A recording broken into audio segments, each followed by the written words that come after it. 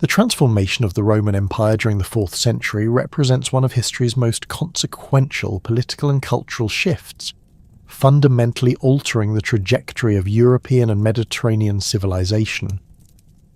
This metamorphosis began with Constantine I's audacious decision to establish a new imperial capital at the ancient Greek city of Byzantium, a move that would ultimately create the foundation for what historians now recognize as the Byzantine Empire. Constantine's choice of Byzantium as the site for his new capital was far from arbitrary. The location commanded the narrow strait of the Bosphorus, controlling the vital waterway connecting the Black Sea to the Mediterranean through the Sea of Marmara and the Dardanelles. This strategic position allowed the new city to dominate trade routes between Europe and Asia, while its triangular peninsula provided natural defensive advantages with water on two sides and only a narrow land approach from the west. The deep natural harbour of the Golden Horn offered secure anchorage for naval vessels and merchant ships, making it an ideal base for both military and commercial operations. The emperor's vision extended beyond mere strategic considerations. Constantine envisioned his new capital as a Christian Rome, free from the pagan traditions and senatorial opposition that had long complicated imperial governance in the old capital. Construction began in 324 CE, with Constantine personally marking out the city's boundaries with a spear, according to contemporary accounts. The building project drew craftsmen, architects and labourers from across the empire, while artworks and monuments were systematically relocated from other cities to embellish the new capital. The physical transformation of Byzantium into Constantinople involved massive construction projects that rivaled the greatest achievements of Roman engineering. The city's walls were extended and reinforced, creating a formidable defensive perimeter. A new imperial palace complex rose on the eastern promontory, featuring elaborate ceremonial halls, private apartments, and administrative offices that would serve as the nerve centre of imperial power for over a millennium. The Hippodrome, modelled on Rome's Circus Maximus, could accommodate 100,000 spectators and became the focal point of public life, hosting chariot races, imperial ceremonies, and popular demonstrations. Constantine's administrative reforms fundamentally restructured the eastern territories of the empire, creating systems that would distinguish them from their western counterparts for centuries to come. The emperor divided military and civilian authority, appointing separate commanders for military districts while civilian governors administered justice and taxation. This separation of powers prevented the concentration of authority that had enabled numerous military coups in the previous century. The Eastern Empire's military organisation underwent significant transformation during this period. Constantine created new elite units, including the Scholae Palatinae, heavily armed cavalry regiments that served as the emperor's personal guard. These units were recruited primarily from Germanic tribes and other barbarian peoples, but unlike their Western counterparts, they were more thoroughly integrated into Roman military culture and hierarchy. The Eastern armies maintained stronger discipline and cohesion, partly due to more consistent imperial presence and better supply lines from the wealthy provinces of Anatolia and Egypt. The bureaucratic structure of the Eastern Empire developed distinctive characteristics that would define Byzantine administration for centuries. The Praetorian prefect of the East emerged as the highest civilian official, overseeing taxation, legal administration, and public works across the vast territories stretching from the Danube to the Euphrates. Below him, a complex hierarchy of officials managed provincial administration, with the Comes Orentis governing the crucial Syrian provinces and the Praefectus Aegypti controlling the vital grain supplies from Egypt. Constantine's legalization of Christianity through the Edict of Milan in 313 CE marked the beginning of a profound transformation in imperial ideology and governance. The emperor's personal conversion, whether genuine or politically motivated, established Christianity as the favoured religion of the court and administration. This shift had immediate practical consequences. Christian bishops gained significant political influence, church property received legal protection, and Sunday became an official day of rest throughout the empire. The integration of Christian theology into imperial ideology created new concepts of rulership that would define Byzantine political theory. The emperor was increasingly viewed as God's representative on earth, ruling by divine mandate rather than merely by military conquest or senatorial approval. This theological framework provided legitimacy for imperial authority while creating new obligations. The emperor was expected to protect the church, defend orthodox doctrine, and govern according to Christian moral principles. The construction of churches throughout the Eastern Empire reflected this new religious orientation. The original Church of the Holy Apostles in Constantinople, built by Constantine himself, established architectural and liturgical patterns that would influence ecclesiastical construction for centuries. The emperor's involvement in church affairs extended beyond mere patronage. He convened the Council of Nicaea in 325 CE to resolve the Arian controversy, establishing the precedent for imperial intervention in doctrinal disputes. The rise of Christianity also transformed the cultural landscape of the Eastern Empire. Traditional Roman festivals and ceremonies were gradually replaced or modified to accommodate Christian sensibilities. The imperial court adopted Christian symbolism, with the Chi Rho monogram appearing on military standards and official documents. Latin remained the official language of administration and law, but Greek continued to dominate daily life and intellectual discourse in the eastern provinces, creating a bilingual elite that could navigate both Roman legal traditions and Greek philosophical heritage. The gradual divergence from Western Rome became increasingly apparent through the development of distinct legal, linguistic, and ceremonial traditions. While the Western Empire continued to rely heavily on Germanic military leaders and settlers, the Eastern Empire maintained more direct imperial control over its armed forces and administration.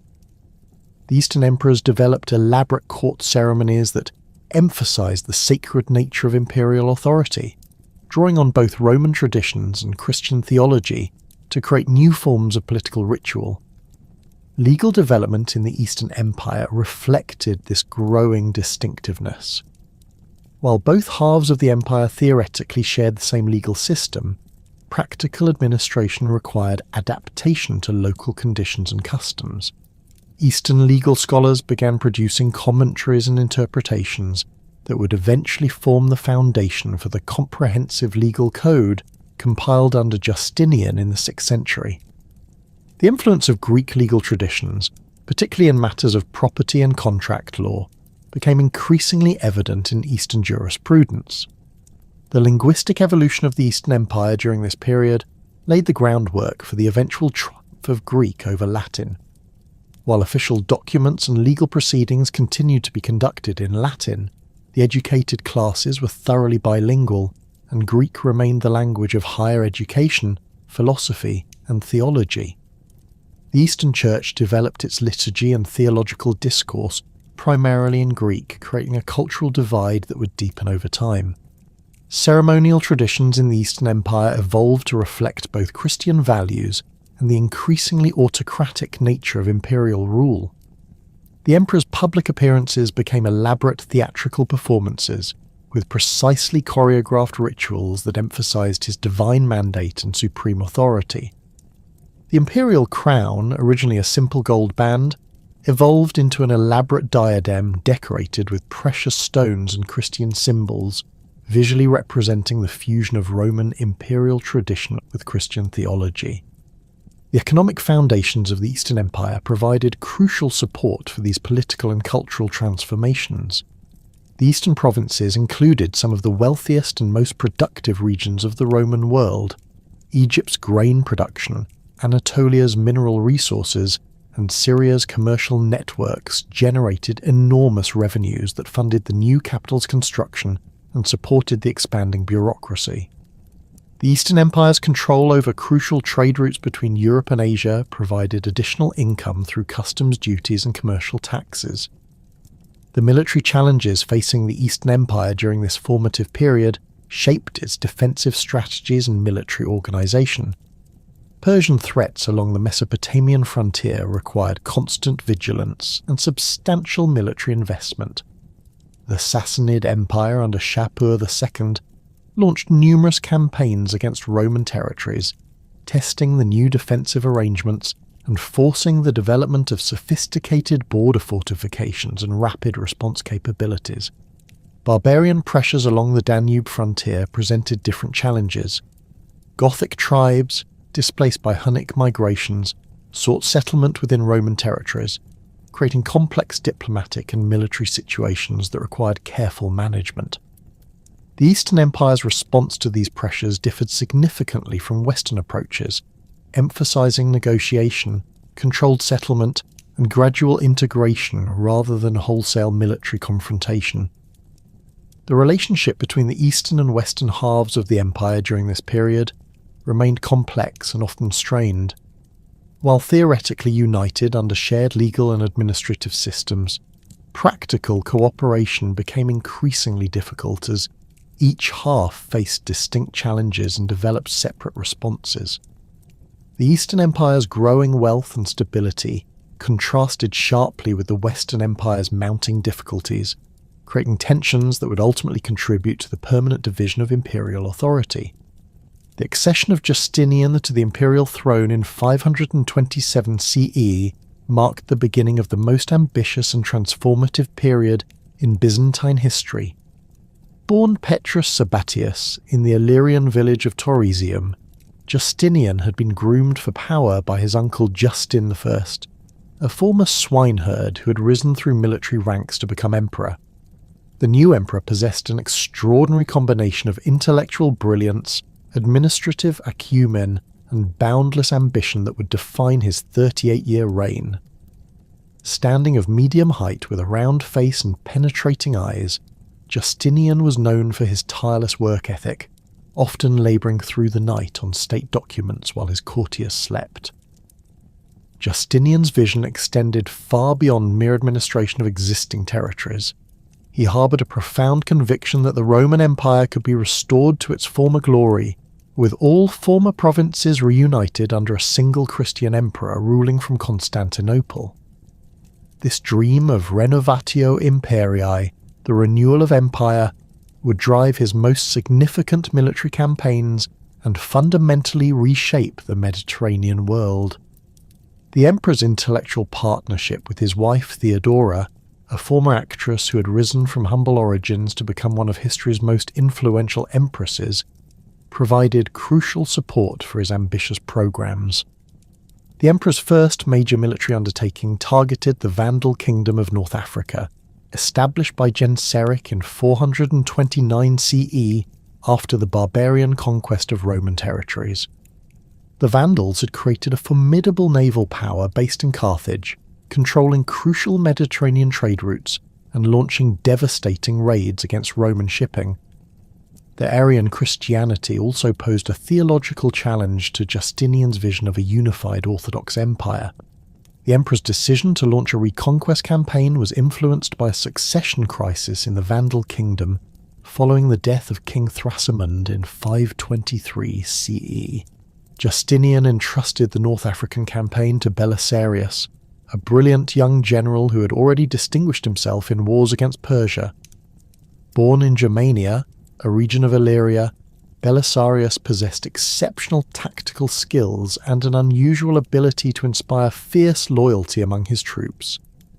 His army consisted of approximately 15,000 men, including 5,000 regular infantry, 10,000 federates, and a substantial contingent of Hunnic horse archers, whose mobility and firepower would prove decisive in the coming campaign. The Byzantine fleet, numbering 500 transport ships and 92 warships, departed from Constantinople in June 533 CE. The expedition's success depended heavily on speed and surprise, as the Vandal navy could potentially intercept the invasion force in open waters. Belisarius established his base at Caput Vada in modern Tunisia, approximately 160 kilometers south of Carthage, after learning that the main Vandal fleet was engaged in operations against a rebellion in Sardinia. The decisive engagement occurred at Ardecimum, 10 miles from Carthage, where Belisarius encountered the Vandal king Gelimer's hastily assembled forces. The battle demonstrated the superior training and discipline of Byzantine troops, who maintained formation under pressure while the Vandal cavalry charges broke against their steady ranks. Gelimer's brother Amatus was killed in the fighting, and the Vandal army disintegrated when their king fled the battlefield. Carthage fell without resistance, and the local population, largely consisting of Roman descendants who had endured a century of Vandal rule, welcomed the Byzantine forces as liberators. The conquest of North Africa was completed within a year, with Belisarius capturing the Vandal treasury and taking Gelimer prisoner. The campaign's success exceeded all expectations, restoring Roman control over provinces that had been lost for over a century. Justinian established the Exarchate of Africa, a military governorship that combined civilian and military authority under a single official responsible directly to the emperor. The reconquest brought substantial economic benefits, as North Africa's agricultural production and strategic ports once again contributed to imperial revenues. The Italian campaign presented far greater challenges than the North African expedition. The Ostrogothic kingdom, established by Theodoric the Great in 493 CE, had created a relatively stable administration that preserved many Roman institutions while maintaining Gothic military supremacy. The death of Theodoric in 526 CE and subsequent succession disputes provided Justinian with an opportunity to intervene, particularly after the Gothic queen Amalasuntha was murdered in 535 CE by her cousin Theodahad.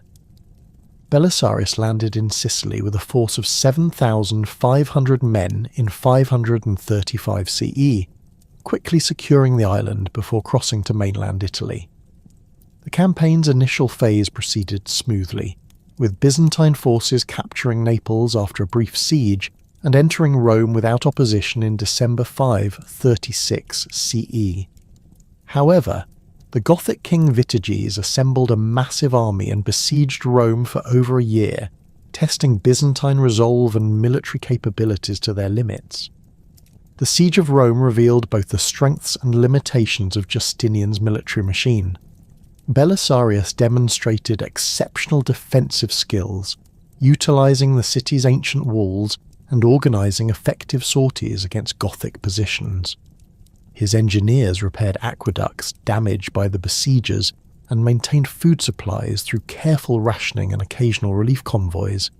The Gothic army, estimated at 150,000 men, surrounded the city with elaborate siege works, including massive wooden towers and catapults designed to breach the walls. The siege's turning point came when Belisarius launched a series of coordinated attacks against Gothic camps, utilising his cavalry's superior mobility and the devastating firepower of Hun archers. The Gothic forces, weakened by disease and supply shortages, gradually abandoned their positions. Vitiges lifted the siege in March 538 CE, retreating northward to Ravenna, the Gothic capital. The Italian campaign's complexity increased dramatically with the arrival of Narses, an elderly Armenian eunuch who served as Justinian's chief treasurer and military coordinator. Tensions between Belisarius and Narses over command authority hampered military operations, while Gothic resistance stiffened under new leadership. The war evolved into a prolonged conflict, characterised by siege warfare, guerrilla tactics, and shifting alliances among Italian populations caught between competing powers. The Gothic War's final phase witnessed the emergence of Totila, an energetic Gothic king who reversed many Byzantine gains through aggressive campaigning and skillful propaganda. Totila's forces recaptured Rome in 546 CE, forcing Belisarius to conduct a difficult defensive campaign with limited resources. The war's devastation was immense, with contemporary sources describing widespread destruction, population displacement, and economic collapse throughout the Italian peninsula. Justinian's Spanish campaign represented the most limited of his western reconquests, targeting the Visigothic kingdom during a period of internal weakness. A succession crisis following King Agila's death in 554 CE provided an opportunity for intervention, with one faction requesting Byzantine assistance against their rivals. A small expeditionary force under Liberius established a foothold in southeastern Spain, capturing Cartagena and other coastal cities. The Spanish territories remained a peripheral concern for Justinian, who allocated minimal resources to their defence and administration. The Byzantine presence in Spain, concentrated in the coastal regions of Cartagena and Malaga, served primarily as a naval base for Mediterranean operations rather than a serious attempt at territorial conquest. These holdings would prove difficult to maintain and would be gradually lost to Visigothic counterattacks in subsequent decades. The military campaign's enormous costs strained imperial finances and required unprecedented levels of taxation throughout the empire. Justinian's wars consumed an estimated £65,000 of gold annually, equivalent to the entire regular imperial budget of previous centuries. The emperor's tax collectors, led by the notorious John of Cappadocia, implemented harsh collection methods that generated widespread resentment among the population. Parallel to his military campaigns, Justinian undertook the most comprehensive legal reform in Roman history, creating the corpus juris civilis that would influence European legal systems for over a millennium. The emperor appointed a commission led by Tribonian, a brilliant jurist from Pamphylia, to compile and systematize the vast accumulation of Roman legal precedents, imperial constitutions, and juristic writings that had developed over centuries. The legal compilation project began in 528 CE with the creation of the Codex Justinianus, which organized imperial constitutions issued since Hadrian's reign. This initial code contained 4,652 laws arranged in 12 books covering topics from ecclesiastical law to criminal procedure. The Commission's work required extensive editing and revision, as many earlier laws contradicted each other or had become obsolete through changed circumstances. The digest, completed in 533 CE, represented the project's most ambitious component, condensing the writings of classical Roman jurists into 50 books containing over 9,000 excerpts. Tribonian's commission examined approximately 2,000 legal works, selecting and editing passages that remained relevant to contemporary legal practice. The digest's organisation followed a logical progression from general principles to specific applications, creating a comprehensive legal encyclopedia that addressed virtually every aspect of civil law. The institutes, published simultaneously with the digest, served as an introductory textbook for law students, presenting fundamental legal principles in accessible language. This four-book compilation drew heavily from the 2nd century Juris Gaius, while incorporating Justinian's modifications and additions. The Institute's pedagogical approach made complex legal concepts understandable to beginning students while maintaining scholarly rigour. The Novelli, constitutions issued after 534 CE, addressed contemporary legal issues and modified earlier provisions as circumstances required. These new laws, written primarily in Greek rather than Latin, reflected the empire's linguistic evolution and addressed practical problems arising from Justinian's military campaigns and administrative reforms. The legal code's influence extended far beyond the Byzantine Empire, providing the foundation for medieval European legal education and jurisprudence. The Corpus Juris Civilis preserved classical Roman legal principles while adapting them to Christian moral teachings and contemporary administrative needs. Universities throughout Western Europe adopted Justinian's compilation as their primary legal text, ensuring its continued influence on legal development. The code's impact on Byzantine governance was immediate and profound. Imperial administration became more systematic and predictable, with clear procedures for legal proceedings and administrative decisions.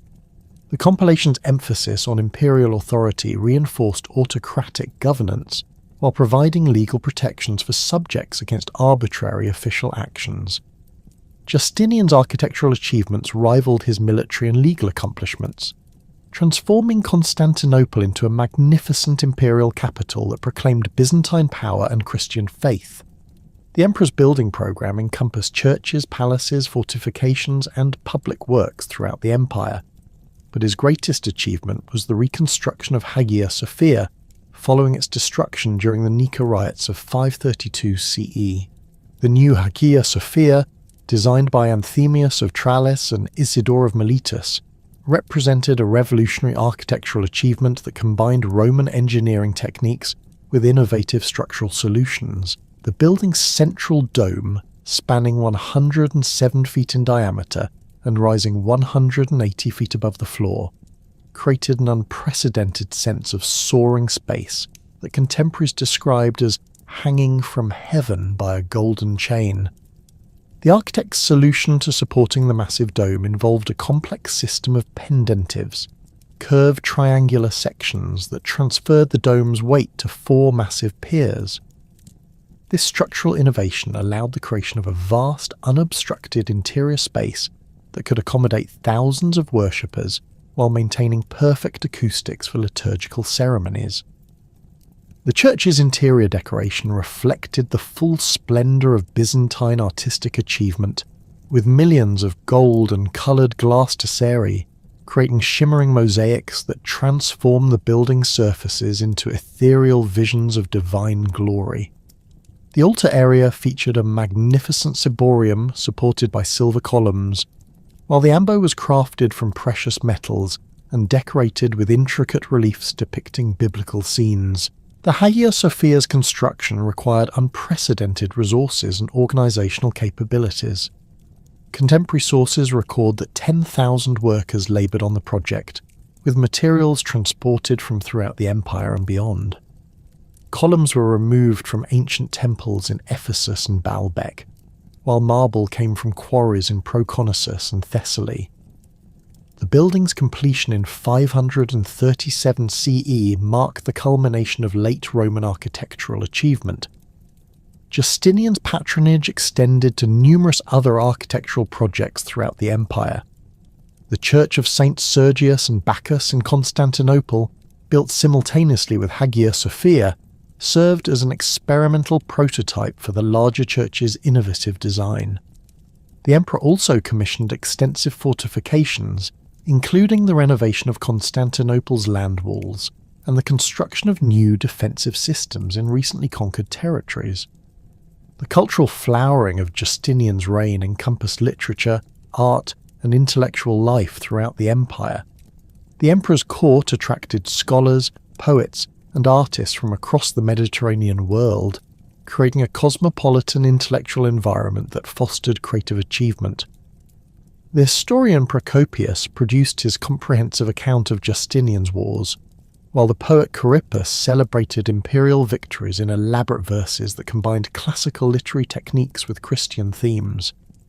Byzantine art during this period achieved new levels of sophistication and symbolic complexity. Mosaic artists developed techniques for creating increasingly realistic human figures while maintaining the spiritual otherworldliness that characterized Christian art. The famous mosaic portraits of Justinian and Theodora in Ravenna's San Vitale demonstrate the period's artistic achievements, presenting the imperial couple with divine attributes while maintaining recognizable human characteristics. The empire's educational system experienced significant expansion during Justinian's reign, with new schools established in major cities and increased imperial support for higher learning. The University of Constantinople emerged as the empire's premier educational institution, attracting students from throughout the known world to study law, philosophy, and theology. The emperor's personal interest in theological questions stimulated scholarly debate and literary production among ecclesiastical writers. The devastating plague that struck the empire in 541 CE fundamentally altered the trajectory of Justinian's reign and the empire's future development. The pandemic, later known as the Plague of Justinian, originated in Egypt and spread rapidly throughout the Mediterranean world via established trade routes. The disease, likely bubonic plague caused by the bacterium Yersinia pestis, killed an estimated 25 to 30% of the empire's population over the following decades. Constantinople suffered particularly severe mortality, with contemporary sources describing daily death tolls reaching 10,000 at the epidemic's peak. The plague's impact on urban centres was catastrophic, as dense populations and poor sanitation facilitated rapid transmission. Procopius provided vivid descriptions of the disease's symptoms and social effects, noting that normal burial practices became impossible due to the overwhelming number of corpses. The plague's demographic impact had profound economic consequences throughout the empire. Agricultural production declined dramatically as rural populations were decimated, leading to food shortages and increased prices in urban markets. Tax revenues fell sharply, forcing the imperial government to reduce military expenditures and abandon planned construction projects. The empire's ability to maintain its expanded territories became increasingly questionable as manpower shortages affected both military recruitment and administrative functions. The pandemic's psychological impact on the population was equally significant, with many interpreting the catastrophe as divine punishment for imperial policies or theological errors. Religious movements promising salvation through extreme asceticism gained followers, while traditional social structures weakened under the stress of massive mortality. The plague's recurrence in subsequent decades prevented demographic recovery and maintained pressure on imperial resources. Justinian himself contracted the plague in 542 CE but recovered, though the experience appears to have affected his subsequent policies and priorities. The emperor's later years were marked by increased religious preoccupation and reduced military ambition, as the practical limitations imposed by demographic and economic decline became apparent. The dream of complete imperial restoration remained unfulfilled, as the empire struggled to maintain its existing territories against renewed barbarian pressures and Persian threats. The plague's long-term consequences extended far beyond Justinian's reign, fundamentally altering the empire's demographic structure and economic capabilities. The population decline reduced the tax base available for military and administrative expenses, while labour shortages drove up wages and production costs throughout the empire. These economic pressures would continue to influence imperial policy for centuries, contributing to the gradual abandonment of Western territories and the empire's transformation into a more compact, defensible state centred on Anatolia and the Balkans.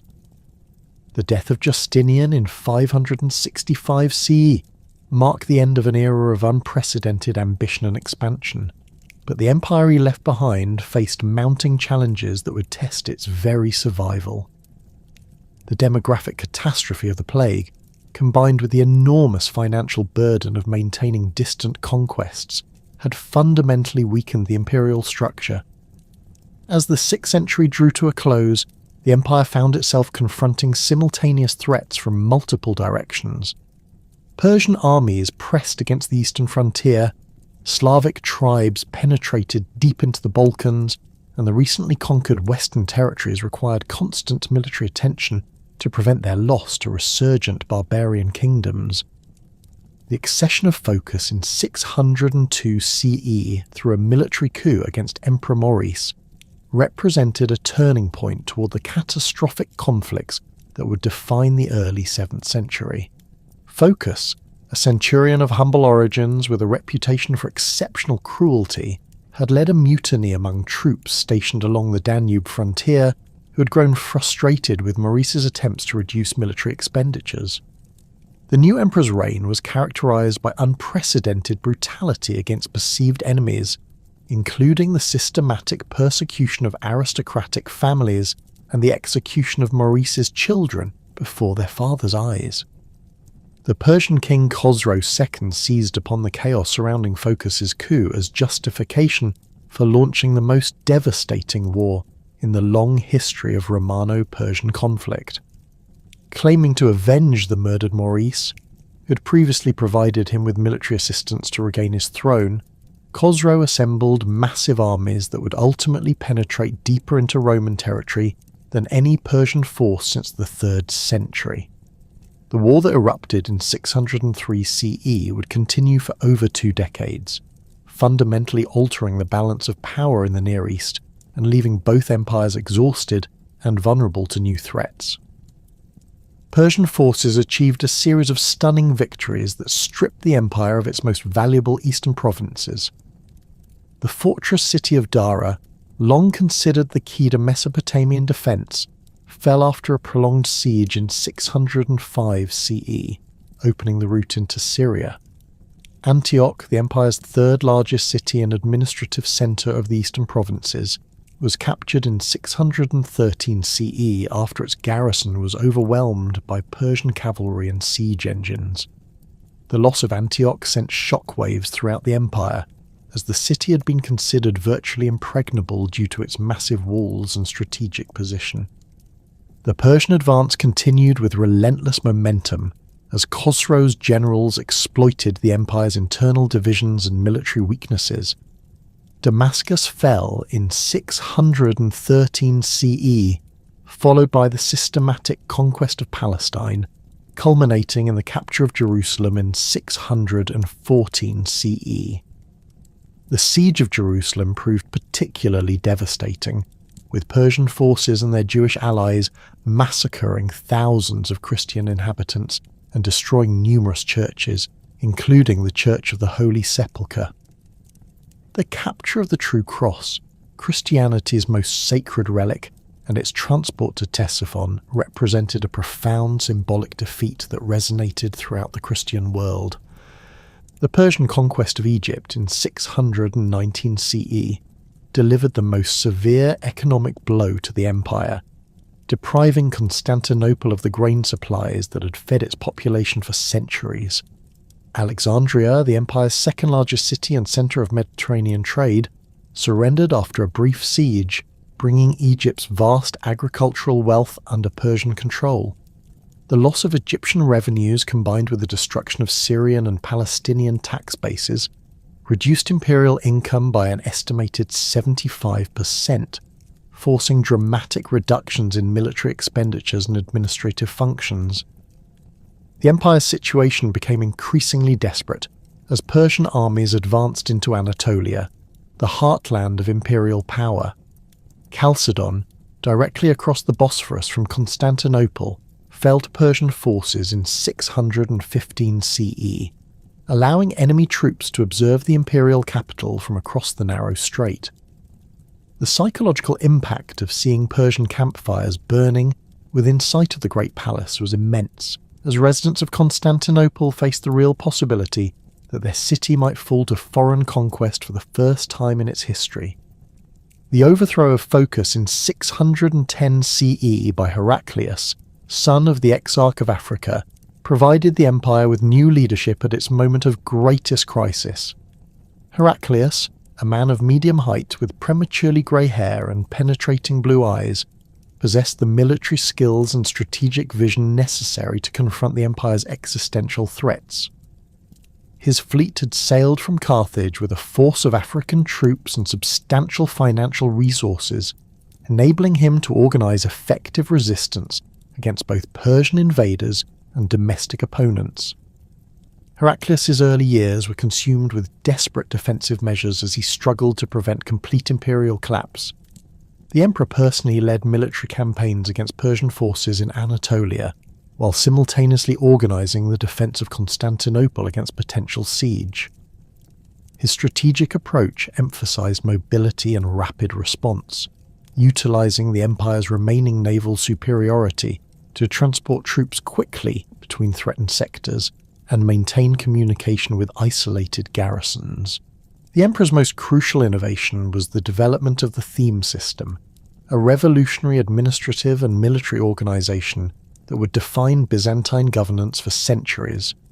Faced with the impossibility of maintaining professional armies through traditional taxation, Heraclius granted landholdings to soldier farmers who would provide military service in exchange for hereditary tenure. These military districts, called themes, combined civilian and military authority under a single commander responsible for both defence and administration. The theme system represented a fundamental departure from Roman administrative traditions, which had carefully separated military and civilian functions to prevent the concentration of power that might enable provincial revolts. The new system's effectiveness in frontier defence, however, outweighed these theoretical concerns, as theme commanders could respond rapidly to threats without waiting for orders from Constantinople. The Anatolic theme, established in the central highlands of Asia Minor, became the model for subsequent military districts throughout the empire. The transformation of military organisation extended beyond administrative structure to encompass recruitment, training, and tactical doctrine. The traditional Roman emphasis on heavy infantry formations proved inadequate against the mobile cavalry tactics employed by Persian and later Arab forces. Heraclius promoted the development of heavily armoured cavalry units, known as cataphracts, who could match enemy mobility while providing superior firepower through their composite bows and shock action with lance and sword. The emperor's military reforms also emphasised the importance of fortified positions and defensive strategies adapted to the empire's reduced territorial extent. Rather than attempting to defend long frontier lines with inadequate forces, the new system concentrated on holding key strongpoints that could serve as bases for counterattacks and refuges for civilian populations during enemy raids. This approach required extensive fortification construction and the development of sophisticated siege warfare techniques. The theological controversies that erupted during Heraclius's reign reflected the emperor's attempts to restore unity to territories recovered from Persian occupation while accommodating the diverse religious traditions of his subjects. The monothelite doctrine, which proposed that Christ possessed two natures but only one will, represented a compromise between Orthodox Chalcedonian Christianity and the monophysite beliefs prevalent in Syria and Egypt. Heraclius promoted this theological position through the ecthesis of 638 CE, hoping to reconcile religious differences that had facilitated Persian conquest. The monothelite controversy generated intense opposition from both Orthodox theologians and monophysite extremists, ultimately creating greater religious division rather than the unity Heraclius had sought. Pope Honorius initially supported the compromise doctrine, but his successors condemned monothelitism as heretical, creating a serious breach between Constantinople and Rome that would influence imperial relations with the West for decades. The theological dispute also provided ammunition for critics of imperial religious policy, weakening support for the government among both clergy and laity. The emperor's personal involvement in theological debates reflected the Byzantine conception of imperial authority as encompassing both temporal and spiritual responsibilities. Heraclius viewed himself as God's representative on earth, responsible for maintaining orthodox doctrine and protecting the Church from heretical innovations. This theological activism, while consistent with imperial tradition, created new vulnerabilities as religious opponents could challenge imperial policies on doctrinal grounds. The iconoclastic controversy that emerged in the early 8th century represented an even more fundamental challenge to traditional religious practices and imperial authority. The movement's origins lay in the military disasters that had befallen the empire, which some attributed to divine displeasure with the veneration of religious images. Emperor Leo III's initial iconoclastic measures in 726 CE, including the removal of the famous icon of Christ from the chalk gate of the Great Palace, provoked violent resistance from both clergy and laity. The iconoclastic policy created deep divisions within imperial society, as image veneration had become integral to popular religious practice. Monasteries, which served as centres of icon production and veneration, emerged as focal points of resistance to imperial policy. The destruction of religious artwork and the persecution of monks who refused to comply with iconoclastic decrees generated widespread resentment that undermined imperial authority and provided opportunities for political opposition. The relationship between iconoclasm and military effectiveness became a central argument in the controversy, with supporters claiming that the removal of idolatrous images would restore divine favour and ensure military victory. Critics countered that the persecution of traditional religious practices had actually weakened the empire by creating internal divisions and alienating potential allies. The debate's intensity reflected deeper questions about the nature of imperial authority and the relationship between church and state. The Arab conquests that began in the 630s presented the empire with its most serious external threat since the Persian Wars, as the newly unified Arabian tribes launched coordinated attacks against both Persian and Byzantine territories. The Battle of Yarmouk in 636 CE marked the decisive moment in the struggle for Syria, as a massive Byzantine army under Theodore Trithyrius was annihilated by Arab forces employing superior cavalry tactics and coordinated infantry assaults. The defeat opened Syria to complete Arab conquest and demonstrated the effectiveness of the new military organisation emerging from the Arabian Peninsula. The loss of Egypt to Arab forces in 641 CE completed the empire's transformation from a Mediterranean power controlling the sea's entire eastern basin to a truncated state centred on Anatolia and the Balkans. Alexandria's surrender after a prolonged siege ended over 9 centuries of Greco-Roman rule in Egypt, depriving the empire of revenues that had supported imperial expansion since the time of Augustus. The Arab conquest was facilitated by the cooperation of Coptic Christians, who viewed the new rulers as preferable to Byzantine religious persecution. The Arab advance into North Africa eliminated the last remnants of Justinian's western reconquests, as Carthage fell to Arab forces in 698 CE after a series of campaigns that gradually reduced Byzantine holdings to isolated coastal enclaves. The loss of North Africa severed the empire's connection to its Spanish territories, which were subsequently abandoned to Visigothic reconquest. The Mediterranean, once a Roman lake, became a contested frontier between Christian and Muslim powers. The Arab sieges of Constantinople in 674, 678 CE and 717, 718 CE tested the empire's ability to defend its capital against the most formidable military force of the age. The first siege involved a massive Arab fleet that established a blockade of the Golden Horn, while land forces invested the city's landward walls. The siege's duration of 4 years demonstrated both Arab determination and the effectiveness of Constantinople's defences, as the city's position on a peninsula surrounded by water made complete investment extremely difficult. The development of Greek fire proved crucial to Byzantine survival during these sieges, as the incendiary compound allowed imperial naval forces to destroy Arab ships with devastating effectiveness.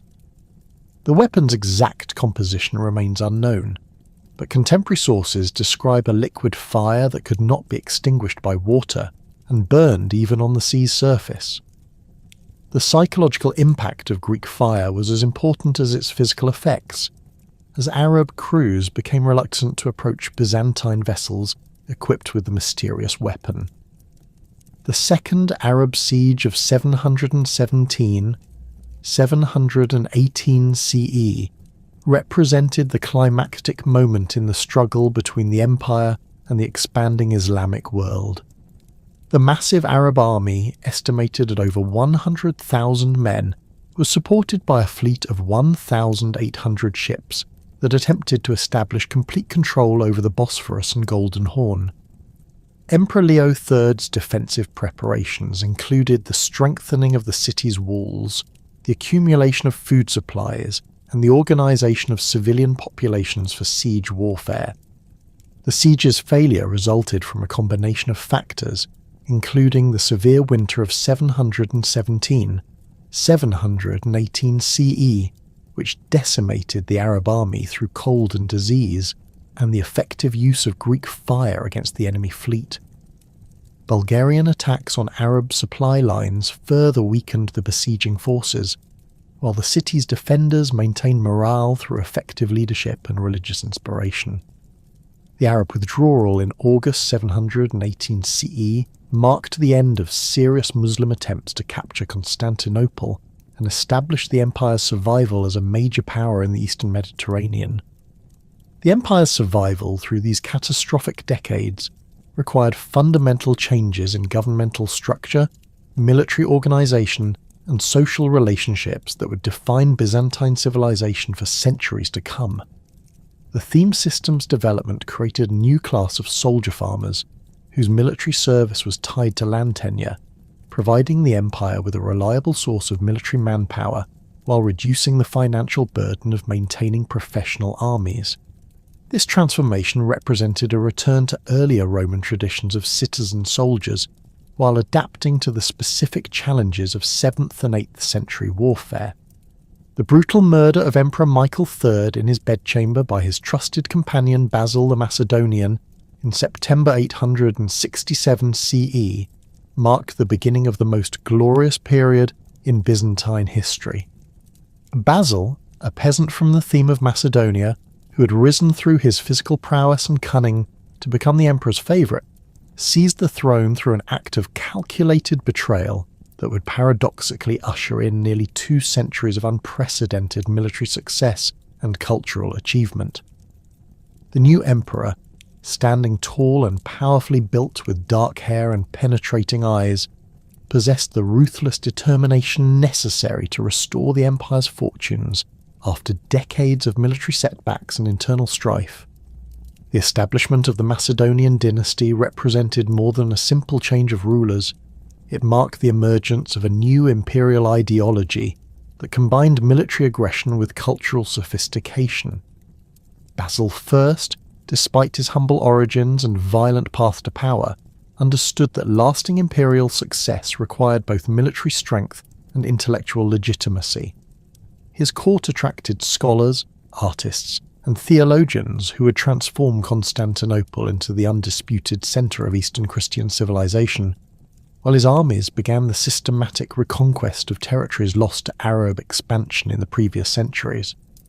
The military revival under Basil first began with comprehensive reforms to the theme system that had evolved during the dark ages of the 7th and 8th centuries.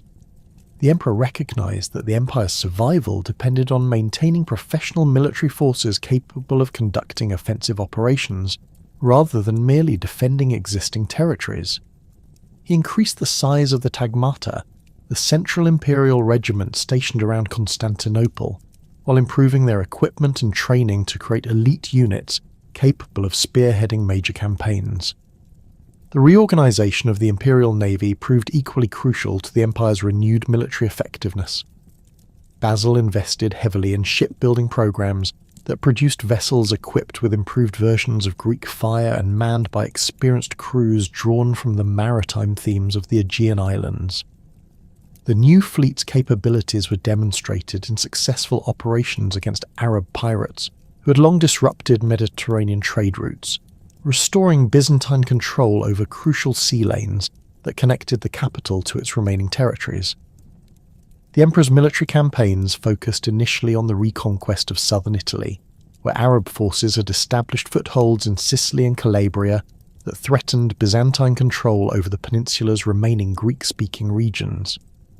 The appointment of Nicephorus Phocas the Elder as strategos of the Italian themes brought exceptional military leadership to the region, as this experienced general possessed both tactical brilliance and the administrative skills necessary to coordinate complex amphibious operations across the Mediterranean.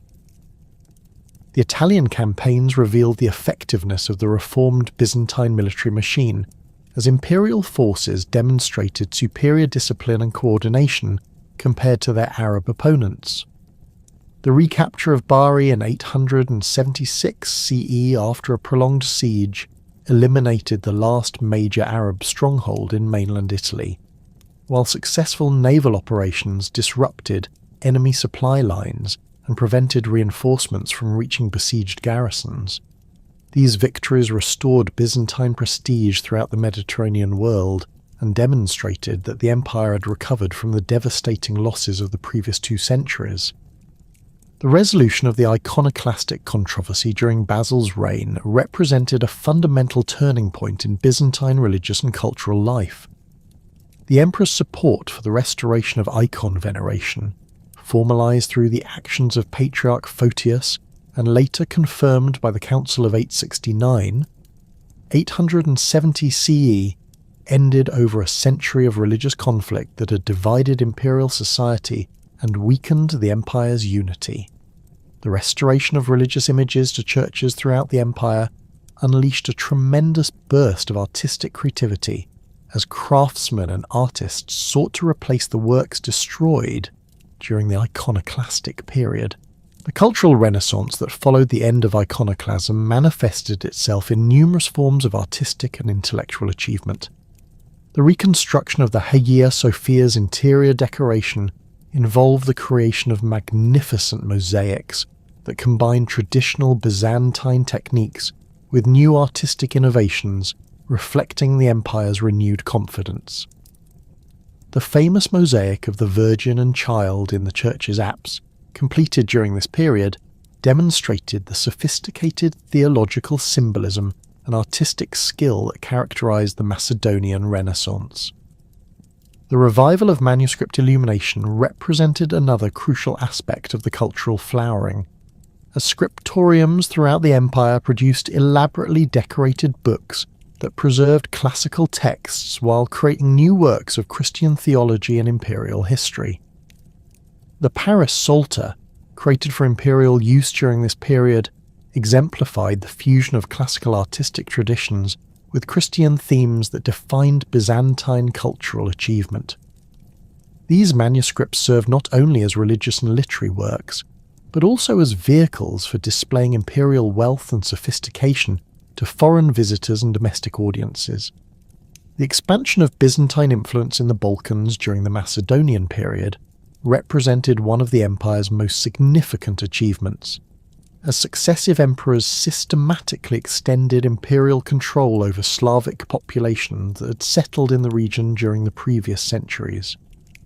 The conversion of the Bulgarian Khan Boris I to Christianity in 864 CE marked the beginning of a process that would ultimately bring the entire Balkan Peninsula under Byzantine cultural and religious influence, even when political control remained contested. The mission of Saints Cyril and Methodius to Great Moravia in 863 CE, undertaken at the request of Prince Rastislav, demonstrated the empire's sophisticated approach to cultural expansion through religious conversion and linguistic adaptation. Constantine and his brother Methodius, both learned theologians from Thessalonica with extensive knowledge of Slavic languages, created the first written alphabet for Slavic peoples, enabling the translation of Christian liturgy and scripture into vernacular languages that local populations could understand. The development of the Cyrillic alphabet represented a revolutionary innovation in medieval education and cultural transmission, as it provided Slavic peoples with the tools necessary for developing their own literary traditions while maintaining connection to Byzantine Christian civilization. The alphabet's design, based on Greek letters but adapted to accommodate the phonetic requirements of Slavic languages, demonstrated the intellectual sophistication of Byzantine scholars and their ability to adapt classical learning to contemporary needs. The impact of the Cyrillic alphabet extended far beyond its immediate religious applications, as it enabled the creation of legal codes, historical chronicles, and literary works that preserved Slavic cultural traditions while incorporating Byzantine political and religious concepts. The translation of Byzantine law codes into Slavic languages facilitated the spread of Roman legal principles throughout Eastern Europe, creating a common legal framework that would influence the region's development for centuries. The military campaigns of Basil I's successors, particularly Leo VI the Wise and Constantine VII Porphyrogenitus, continued the systematic expansion of Byzantine power throughout the eastern Mediterranean. The reconquest of Cyprus from Arab control in 965 CE under Nicephorus' second focus represented a crucial strategic victory that restored Byzantine naval supremacy in the eastern Mediterranean, while providing a forward base for operations against Arab territories in Syria and Palestine.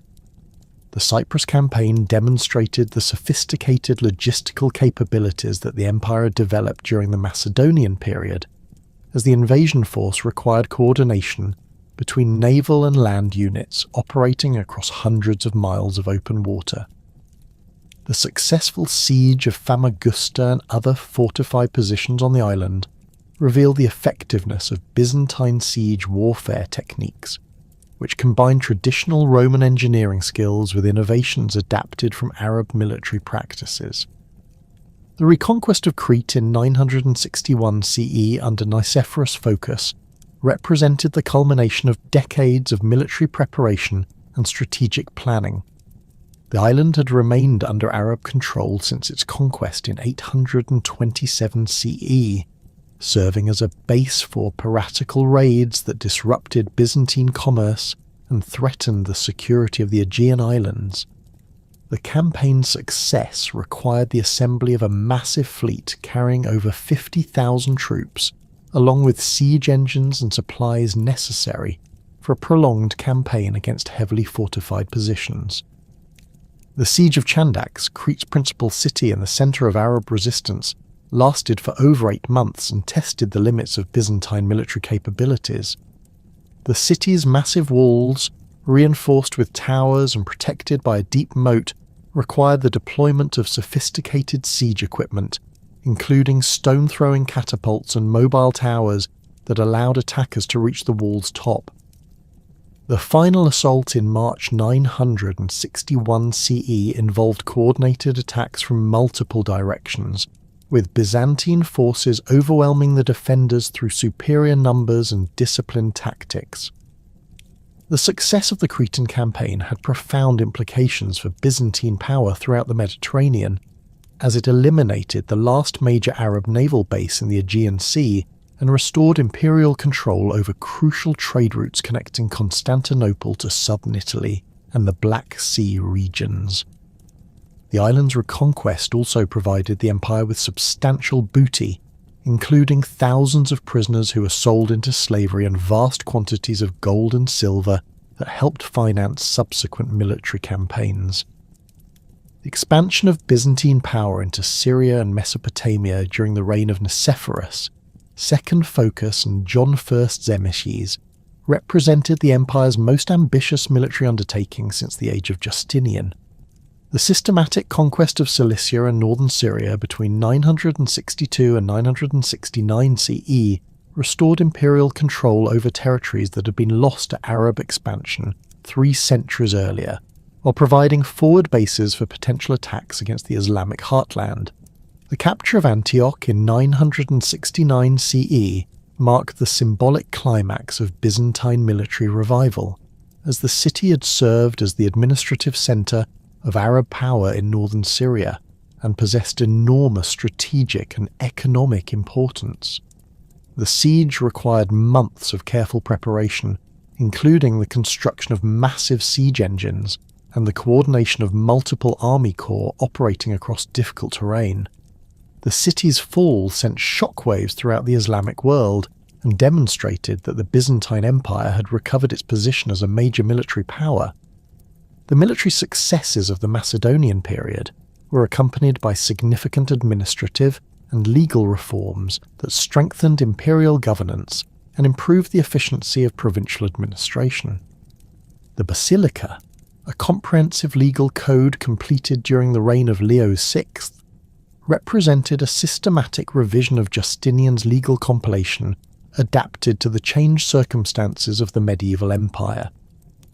The new code eliminated obsolete provisions while incorporating centuries of legal precedent and imperial legislation into a coherent framework. The development of the Book of the Eparch during this period revealed the sophisticated commercial regulations that governed Constantinople's economic life, as the imperial government sought to maintain control over trade guilds, while encouraging commercial activity that generated tax revenues. The regulations covered everything from bread production to silk weaving, demonstrating the detailed level of governmental oversight that characterized Byzantine administration. The reign of Basil II, who ruled from 976 to 1025 CE, represented the absolute zenith of Byzantine power and the culmination of the Macedonian Renaissance. Known to history as the Bulgar Slayer, Basil possessed the military genius and ruthless determination necessary to complete the empire's territorial expansion while crushing internal opposition that threatened imperial unity. Standing of medium height with a full beard and intense dark eyes, the emperor was known for his simple lifestyle and complete dedication to military campaigning. The Bulgarian wars that consumed much of Basil's reign demonstrated both the empire's military capabilities and the emperor's personal commitment to expanding imperial territory. The conflict began with the rebellion of Samuel of Bulgaria, who had established an independent Bulgarian state in the Western Balkans and threatened Byzantine control over Macedonia and northern Greece.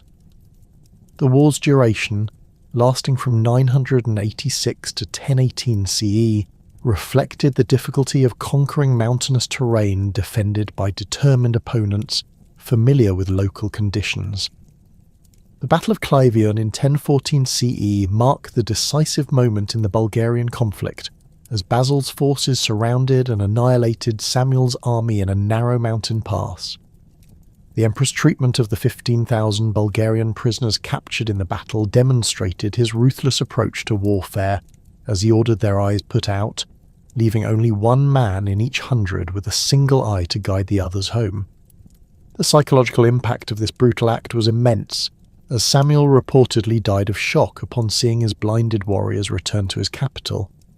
The complete conquest of Bulgaria by 1018 CE extended Byzantine control to the Danube River and incorporated vast territories that had remained outside imperial authority for centuries. The integration of Bulgarian nobles into the Byzantine administrative system, combined with the preservation of local customs and the Bulgarian Church's autonomy, demonstrated the empire's sophisticated approach to governing diverse populations while maintaining central control. The empire's dominance in the eastern Mediterranean during Basil's reign was reflected in its control over crucial trade routes that connected Europe to Asia and Africa. Byzantine merchants operated throughout the Mediterranean and Black Sea regions, while the imperial navy maintained security for commercial vessels against piratical attacks. The empire's economic prosperity during this period supported military campaigns while funding the construction projects and artistic patronage that characterized the Macedonian Renaissance. The development of diplomatic relations with emerging European powers revealed the empire's continued importance in international affairs, despite its territorial losses in the West. The marriage alliance between Basil's sister Anna and Vladimir I of Kiev in 988 CE facilitated the conversion of the Kievan Rus to Orthodox Christianity, extending Byzantine cultural influence throughout Eastern Europe. The agreement required Vladimir to provide military assistance to Basil during the civil war against Bardas Phocas, demonstrating the practical benefits of diplomatic marriages. The cultural achievements of the Macedonian period extended beyond artistic and literary production to encompass significant advances in education and scholarship. The University of Constantinople experienced a remarkable revival under imperial patronage, attracting students from throughout the known world to study philosophy, theology, and law. The preservation and copying of classical texts during this period ensured the survival of ancient Greek literature and philosophy that might otherwise have been lost during the medieval period. The encyclopedic works produced during the Macedonian Renaissance, including the Suda lexicon and various collections of classical excerpts, demonstrated the period's scholarly achievements and the empire's role in preserving ancient learning. These compilations served both educational and cultural purposes, providing students with access to classical knowledge while displaying the empire's intellectual sophistication to foreign visitors and domestic audiences.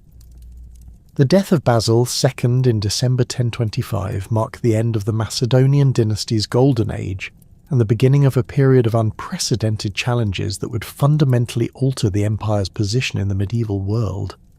The emperor's passing without a male heir left the throne to his brother Constantine VIII, an elderly man more interested in court ceremonies than military campaigns. Constantine's brief reign of 3 years was characterized by the systematic dismantling of the military policies that had made Basil's conquest possible, as the new emperor reduced army expenditures and allowed the theme system's discipline to deteriorate in favour of increased court spending and bureaucratic expansion. The succession crisis that followed Constantine's death in 1028 revealed the fundamental weakness of an imperial system that had become increasingly dependent on the personal capabilities of individual rulers. The throne passed to Zoe, Constantine's daughter, who married Romanos III Argyros, a member of the civil aristocracy whose administrative experience could not compensate for his complete lack of military knowledge. The new emperor's attempts to personally lead campaigns against Arab forces in Syria ended in humiliating defeats that demonstrated the empire's declining military effectiveness and encouraged further enemy aggression. The growing tension between the military aristocracy and the civil bureaucracy became increasingly apparent during the reigns of Zoe's successive husbands, as court officials sought to reduce the power and influence of the provincial military commanders who had dominated imperial policy under the Macedonian emperors. The civil aristocracy, centred in Constantinople and drawing its wealth from trade and taxation, rather than military service, viewed the theme system's military landholders as potential threats to central authority and sought to replace them with appointed officials responsible directly to the imperial government. This fundamental conflict over the nature of imperial governance manifested itself in disputes over military recruitment, taxation policies, and the allocation of resources between frontier defence and court expenditures. The civil bureaucracy's preference for negotiated settlements over military confrontation reflected both their lack of military experience and their concern that successful generals might use their victories to challenge imperial authority. The military aristocracy, concentrated in the Anatolian themes and drawing their identity from centuries of frontier warfare, viewed these policies as betrayals of imperial tradition and threats to the empire's survival. The deterioration of the theme system under civil bureaucratic management had immediate consequences for the empire's military effectiveness. The soldier farmers who had formed the backbone of Byzantine armies for centuries found their land tenure increasingly insecure as court officials sought to convert military holdings into tax-paying civilian properties. The reduction in military service obligations, initially welcomed by theme populations, ultimately weakened the empire's ability to respond rapidly to external threats and forced increased reliance on expensive mercenary forces. The empire's relationship with the Western Church had been deteriorating steadily since the Phocian Schism of the 9th century, but the underlying theological and political differences reached a crisis point during the Patriarchate of Michael Cerularius, who assumed office in 1043. Cerularius, a former civil servant who had entered the church after being implicated in a conspiracy against Constantine IX, possessed an uncompromising personality and deep conviction that the Eastern Church's traditions were superior to Western innovations. His aggressive defence of Eastern practices brought him into direct conflict with papal claims to universal jurisdiction over Christian churches. The immediate cause of the 1054 schism lay in disputes over liturgical practices and ecclesiastical authority that had been simmering for decades. The use of unleavened bread in the Eucharist, mandatory celibacy for priests, and the addition of the Filioque clause to the Nicene Creed represented fundamental differences in theological understanding and church governance that could not be resolved through diplomatic compromise. Cerularius's closure of Latin churches in Constantinople and his public criticism of Western practices provided Pope Leo IX with justification for sending a papal delegation to demand the Patriarch's submission to Roman authority. The papal legates, led by Cardinal Humbert of Silva Candida, arrived in Constantinople in April 1054 with instructions to secure the Patriarch's acknowledgement of papal supremacy or face excommunication. Humbert, a man of rigid temperament and limited diplomatic skills, possessed neither the theological sophistication nor the cultural sensitivity necessary to navigate the complex ecclesiastical politics of the Byzantine court. His confrontational approach and public criticism of Eastern practices alienated potential supporters and strengthened Cerularius's position among the Constantinople clergy. The dramatic confrontation in the Hagia Sophia on July 16, 1054, when Humbert placed a bull of excommunication on the high altar during the celebration of the Divine Liturgy, marked the formal beginning of the great schism that would divide Christianity for centuries.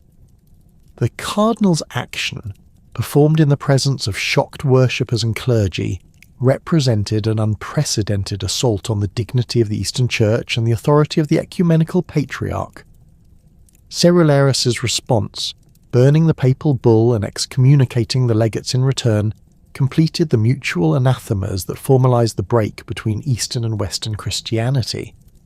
The immediate consequences of the schism extended far beyond theological disputes to encompass fundamental changes in the empire's diplomatic position and military alliances. The break with Rome eliminated the possibility of Western military assistance against Islamic expansion, while providing the papacy with justification for supporting the empire's enemies in Italy and the Balkans. The Norman conquest of Byzantine territories in southern Italy gained papal blessing as a crusade against schismatic Greeks, transforming what had been a territorial dispute into a religious war. The rise of the Seljuk Turks in the mid-11th century presented the empire with its most serious military challenge since the Arab conquests of the 7th century.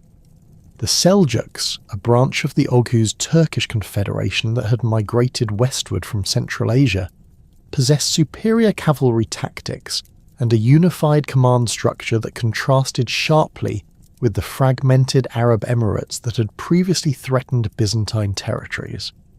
Their conversion to Sunni Islam provided them with religious legitimacy and support from the Abbasid Caliphate, while their nomadic origins gave them mobility and endurance that settled populations could not match.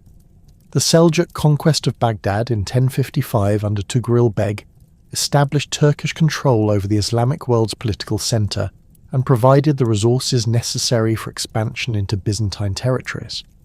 The new rulers' adoption of the title Sultan and their recognition as protectors of the Caliph gave them authority over the fragmented emirates that had previously raided Byzantine frontiers independently. The unification of Islamic military forces under Seljuk leadership transformed sporadic border conflicts into systematic campaigns aimed at permanent territorial conquest. The initial Seljuk raids into Anatolia during the 1050s revealed the empire's military weaknesses and the inadequacy of theme system defences against highly mobile cavalry forces. The Turkish tactics of rapid advance, devastating raids against civilian populations, and quick withdrawal before Byzantine forces could respond effectively neutralised the static defence strategies that had proven successful against Arab armies. The theme militias, trained for local defence and lacking the mobility necessary to pursue retreating enemies, proved incapable of preventing the systematic destruction of Anatolian agriculture and the displacement of Christian populations. The Battle of Manzikert on August 26, 1071, represented the catastrophic culmination of Byzantine military decline and the beginning of permanent Turkish settlement in Anatolia. Emperor Romanos IV Diogenes, a capable military commander who had married into the imperial family and assumed the throne in 1068, assembled the largest Byzantine army in decades for a decisive campaign against Sultan Alp Arslan. The imperial force, estimated at 40,000 men, included the elite Tagmata regiments, theme militias from across Anatolia, and substantial contingents of foreign mercenaries, including Norman cavalry and Rus infantry. The campaign's initial phase proceeded successfully, as Byzantine forces captured several Turkish-held fortresses and advanced deep into Armenian territory. The emperor's decision to divide his army for simultaneous operations against multiple targets, however, created vulnerabilities that the experienced Turkish commanders quickly exploited. The detachment of substantial forces under Basilikes to capture Kliat weakened the main army while extending supply lines across difficult terrain that favoured Turkish mobility. The encounter at Manzikert began as a reconnaissance in force rather than a planned battle, as both armies sought to determine enemy positions and intentions. The Turkish vanguard's contact with Byzantine scouts escalated into a general engagement when Romanos ordered his entire army forward to exploit what appeared to be a Turkish retreat. The emperor's tactical plan called for a coordinated advance by heavy cavalry in the centre supported by infantry formations on the flanks, a formation that had proven effective in previous campaigns against Arab forces. The battle's decisive moment came when rumours spread through the Byzantine ranks that the emperor had been killed or captured, causing panic among troops who had been steadily advancing against Turkish positions. The source of these rumours remains unclear, but their impact was immediate and devastating as units began withdrawing without orders, creating gaps in the formation that Turkish cavalry exploited with devastating effectiveness. The emperor's capture while attempting to rally his retreating forces completed the army's disintegration and left thousands of Byzantine soldiers dead or captured on the battlefield. The immediate aftermath of Manzikert was even more catastrophic than the battle itself. As the empire's military collapse opened Anatolia to unrestricted Turkish settlement, the capture of the emperor, while providing Alp Arslan with a valuable bargaining chip, eliminated central coordination of defensive efforts and encouraged provincial commanders to negotiate separate agreements with Turkish leaders. The ransom terms agreed upon by Romanos, including the payment of 1.5 million gold pieces and the cession of several frontier fortresses, exceeded the empire's financial capabilities and required crushing taxation that further weakened imperial authority. The civil war that erupted following Romanos's return from captivity in 1072 completed the destruction of Byzantine military power in Anatolia. The Ducas family's opposition to the emperor's military policies and their successful coup against him eliminated the last effective resistance to Turkish expansion, while providing Turkish commanders with opportunities to intervene in Byzantine internal conflicts. The rival claimants' willingness to employ Turkish mercenaries against each other legitimized the Turkish presence in Anatolia and provided them with detailed knowledge of Byzantine defensive weaknesses. The systematic Turkish conquest of Anatolia proceeded with remarkable speed, as nomadic tribes occupied abandoned agricultural lands and established permanent settlements in regions that had been Christian for over 7 centuries.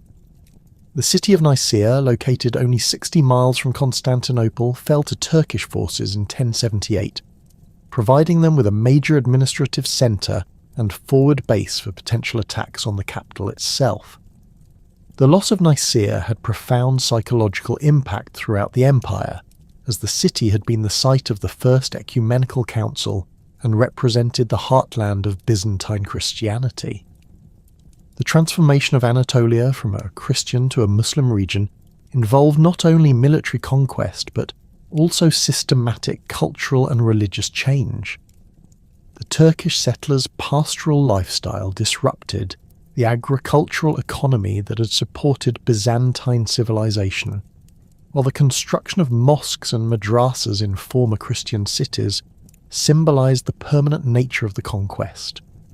The migration of Christian populations to Constantinople and other remaining Byzantine territories created refugee problems that strained imperial resources and reduced tax revenues from depopulated regions.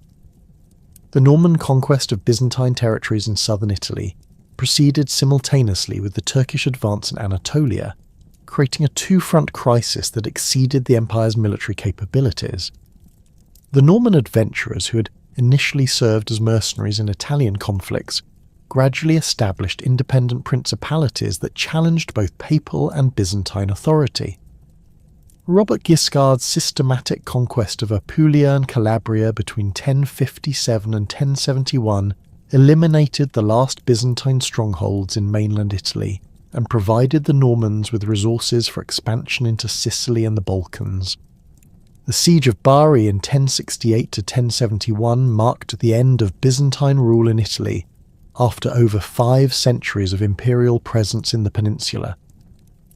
The city's massive fortifications, constructed during the Macedonian period to serve as the administrative centre of the Catapanate of Italy, proved inadequate against Norman siege techniques and the systematic blockade that prevented relief from Constantinople. The fall of Bari eliminated the empire's last major naval base in the western Mediterranean and ended any possibility of recovering the Italian territories that had been conquered by Justinian. The Norman success in Italy demonstrated the effectiveness of Western military innovations, particularly the use of heavy cavalry and castle construction techniques that provided secure bases for territorial conquest. The Norman knights' tactical superiority over Byzantine forces reflected both their superior equipment and their adaptation of military techniques developed during centuries of warfare in Western Europe. The construction of stone castles throughout conquered territories provided the Normans with defensive positions that could be held with minimal garrisons while serving as bases for further expansion. The empire's relationship with Venice underwent fundamental changes during this period, as the Maritime Republic exploited Byzantine weakness to secure commercial privileges that would dominate Eastern Mediterranean trade for centuries.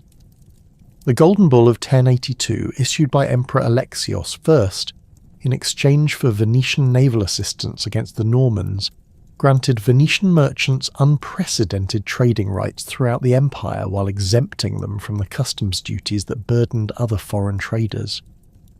This agreement marked the beginning of Venetian commercial dominance in Byzantine markets and the gradual displacement of indigenous merchants by foreign competitors. The Venetian commercial privileges had profound long-term consequences for the empire's economic development, as they created unfair competition that undermined local industries and reduced imperial tax revenues.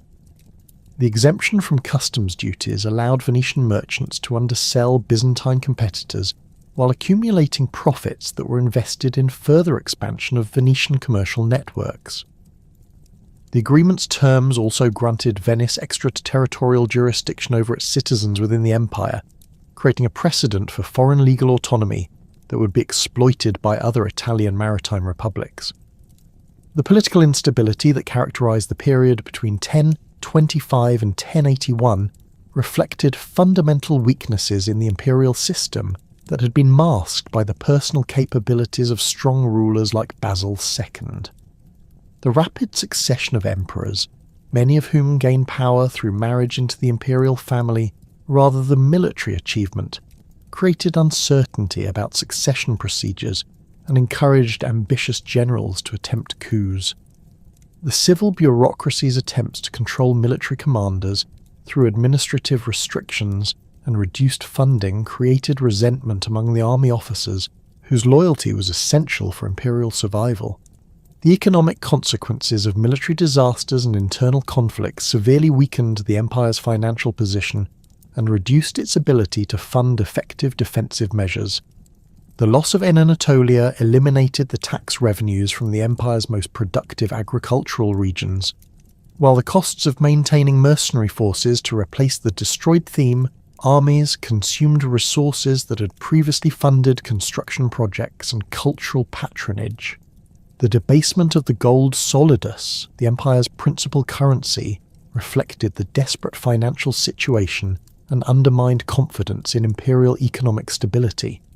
The coronation of Alexios I Komnenos in the Hagia Sophia on April 4, 1081, marked the beginning of a new era in Byzantine history, though the empire he inherited bore little resemblance to the mighty state that had dominated the eastern Mediterranean under the Macedonian dynasty. The new emperor, a man of medium height with prematurely grey hair and intelligent dark eyes, faced challenges that would have overwhelmed lesser rulers.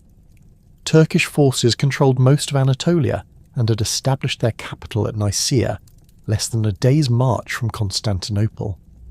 Norman armies under Robert Guiscard threatened the empire's remaining Balkan territories, while Pecheneg tribes raided freely across the Danube frontier. The imperial treasury was virtually empty, the theme system lay in ruins, and the empire's military forces consisted largely of unreliable mercenaries whose loyalty depended entirely on regular payment. Alexios belonged to a military aristocratic family from Paphlagonia that had served the empire with distinction for generations.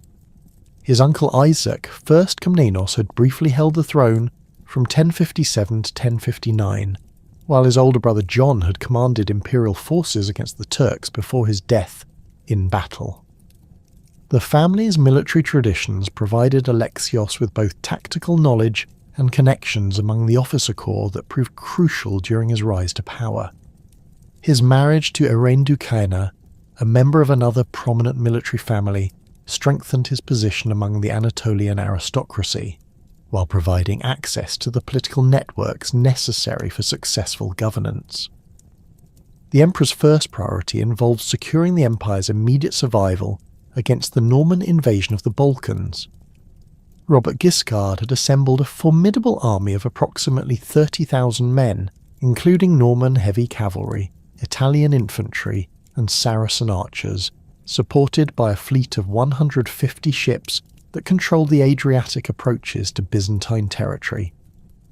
The Norman strategy called for the systematic conquest of the Western Balkans, beginning with the capture of Dir Hakium, the empire's principal fortress controlling the Via Egnatia that connected Constantinople to the Adriatic coast. The siege of Dyrrhachium, which began in June 1081, tested the effectiveness of the city's massive fortifications against the latest Western siege techniques. The fortress, built on a rocky promontory overlooking the Adriatic, featured double walls reinforced with towers and protected by a deep moat carved from solid rock. The Norman siege engines, including massive stone-throwing trebuchets and mobile towers, represented technological advances that had been developed during decades of warfare in Western Europe. The siege's duration of 8 months demonstrated both the strength of Byzantine fortifications and the determination of Norman attackers. Alexios's relief army, assembled with desperate haste from the empire's remaining military resources, included approximately 20,000 men drawn from the surviving theme militias, the imperial Tagmata regiments, and substantial contingents of foreign mercenaries. The Varangian Guard, composed primarily of Anglo-Saxon refugees who had fled England after the Norman conquest, provided the army's most reliable infantry, while Turkish and Pecheneg cavalry offered the mobility necessary to counter Norman tactical advantages.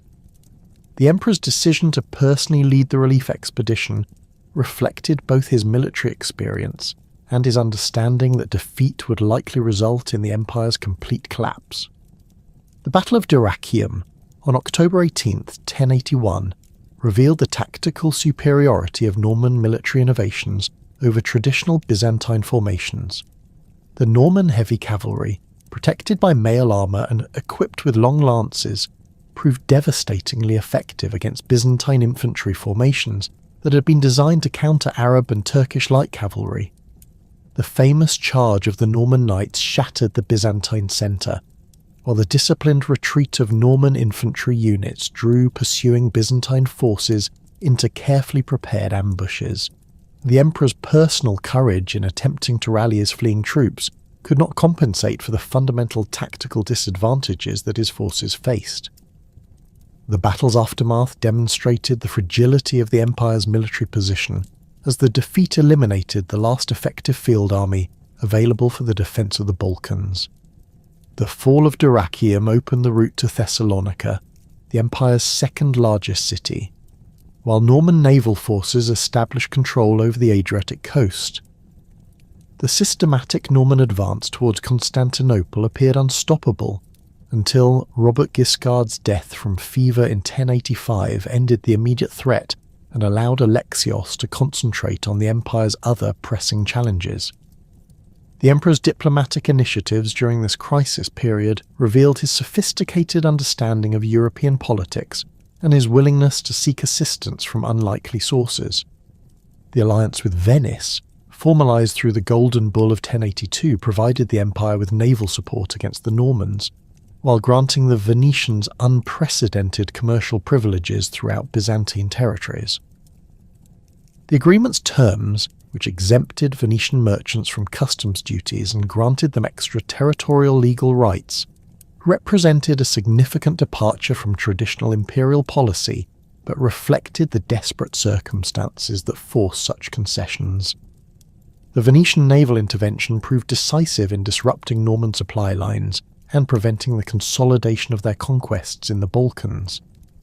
The Venetian fleet's attack on the Norman base at Corfu in 1084 eliminated a crucial staging area for further operations, while their control of Adriatic shipping routes prevented reinforcements from reaching Guiscard's forces.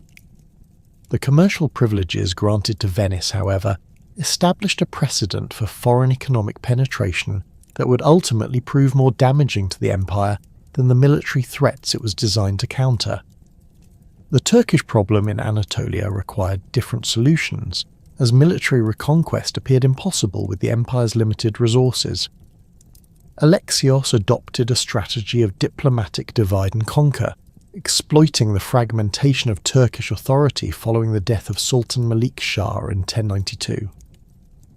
The emperor's negotiations with individual Turkish emirs, combined with carefully targeted military operations against isolated Turkish strongholds, gradually restored Byzantine control over the northwestern regions of Anatolia.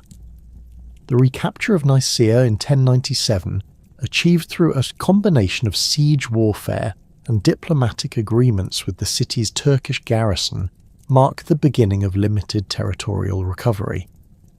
The emperor's most controversial decision involved his request for Western military assistance, conveyed through diplomatic missions to Pope Urban II and various European rulers. The imperial embassy to the Council of Piacenza in March 1095, led by the experienced diplomat John the Oxite, sought limited military aid to help restore Byzantine control over Anatolia. The emperor's letter to Urban, which described the sufferings of Eastern Christians under Turkish rule and requested assistance from Western knights, was intended to secure a manageable force of perhaps 10,000 professional soldiers who could serve under Byzantine command. The papal response exceeded all expectations and created consequences that Alexios had never anticipated. Urban's proclamation of the First Crusade at Clermont in November 1095 transformed the emperor's request for military assistance into a massive religious movement that would fundamentally alter the balance of power in the Eastern Mediterranean.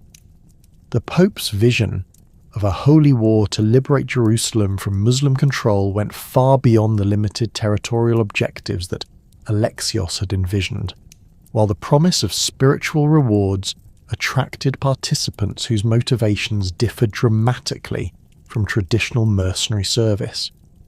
The arrival of the People's Crusade under Peter the Hermit in 1096 provided Alexios with his first indication of the movement's uncontrollable nature. The ragged army of approximately 40,000 peasants, monks, and minor nobles that reached Constantinople bore little resemblance to the disciplined military force that the emperor had requested. Peter, a charismatic preacher from Amiens with wild hair and penetrating eyes, had gathered followers through emotional appeals rather than military planning, creating a mob that posed as much threat to Byzantine territories as to Turkish enemies. The emperor's handling of the People's Crusade demonstrated his diplomatic skills and practical understanding of crowd psychology. Rather than attempting to control the unruly mass, Alexios provided supplies and transportation across the Bosphorus to Anatolia, where Turkish forces quickly annihilated the unprepared Crusaders at the Battle of Civitot in October 1096. The massacre eliminated a potential source of disorder within the empire while providing the Turks with a misleading impression of Western military capabilities. The arrival of the main crusading armies in 1097 presented Alexios with both unprecedented opportunities and dangerous challenges.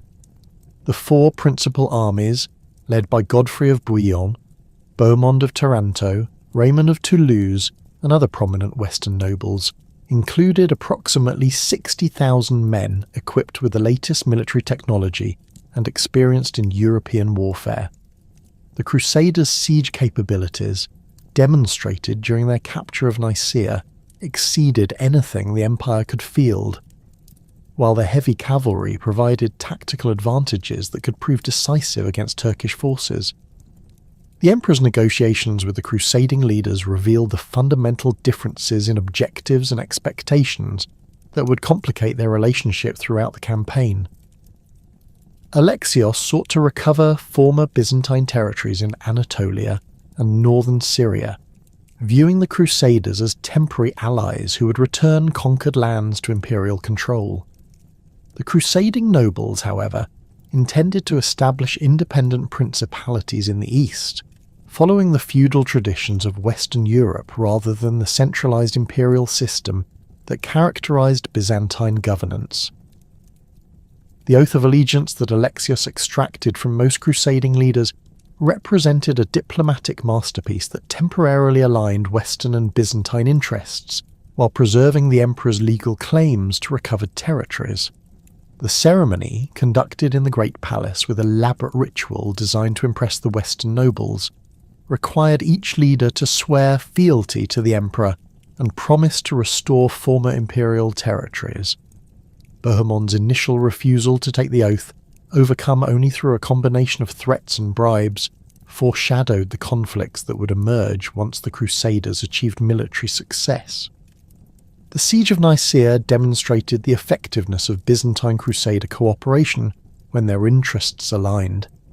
The emperor's provision of siege engines and naval support on Lake Ascanius, combined with the Crusaders' assault capabilities, forced the Turkish garrison to negotiate surrender terms directly with Byzantine representatives.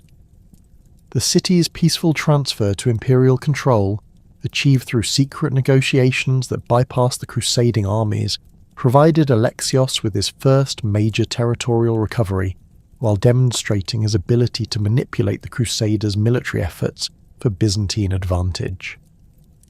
The Crusaders' subsequent advance through Anatolia achieved remarkable success in restoring Byzantine control over territories that had been lost for decades. The victories at Dorylaeum and other engagements eliminated Turkish resistance throughout western Anatolia, while the systematic occupation of fortified positions provided secure bases for further operations.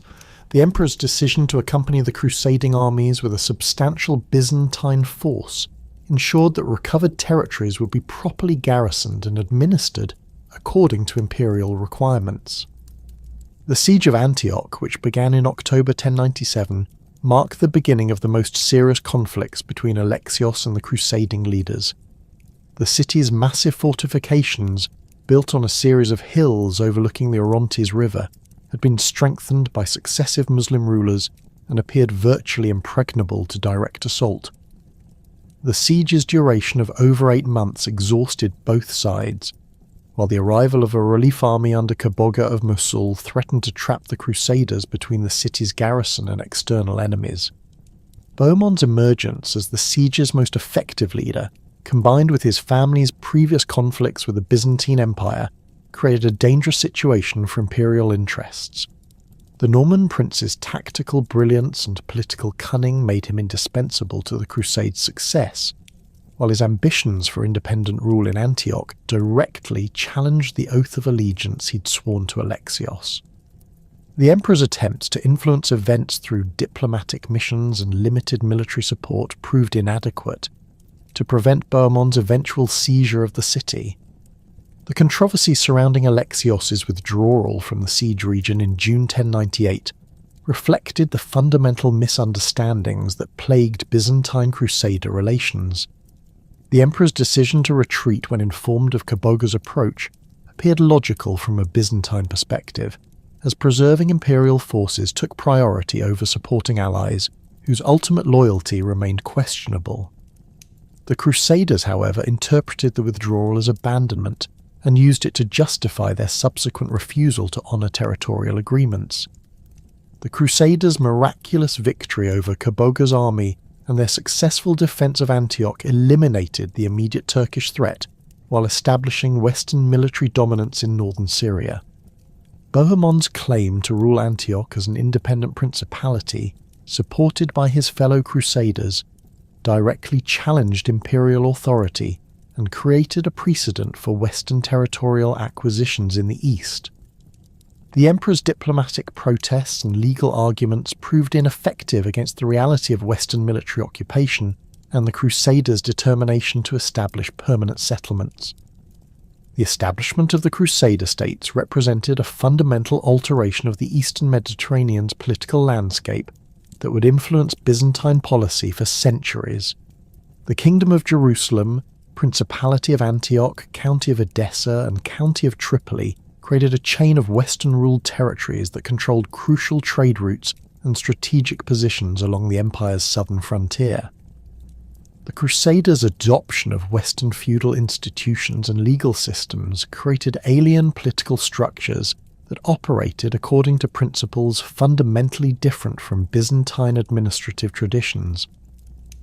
The complex relationship between the empire and the Crusader states involved constant diplomatic maneuvering, military cooperation, and territorial disputes that reflected the fundamental incompatibility of their political systems.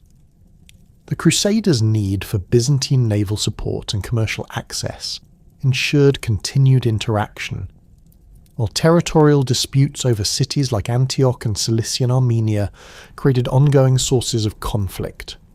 The emperor's attempts to exploit divisions among the Crusader principalities through selective alliances and diplomatic interventions achieved limited success, but could not resolve the fundamental challenge that Western territorial expansion posed to imperial authority.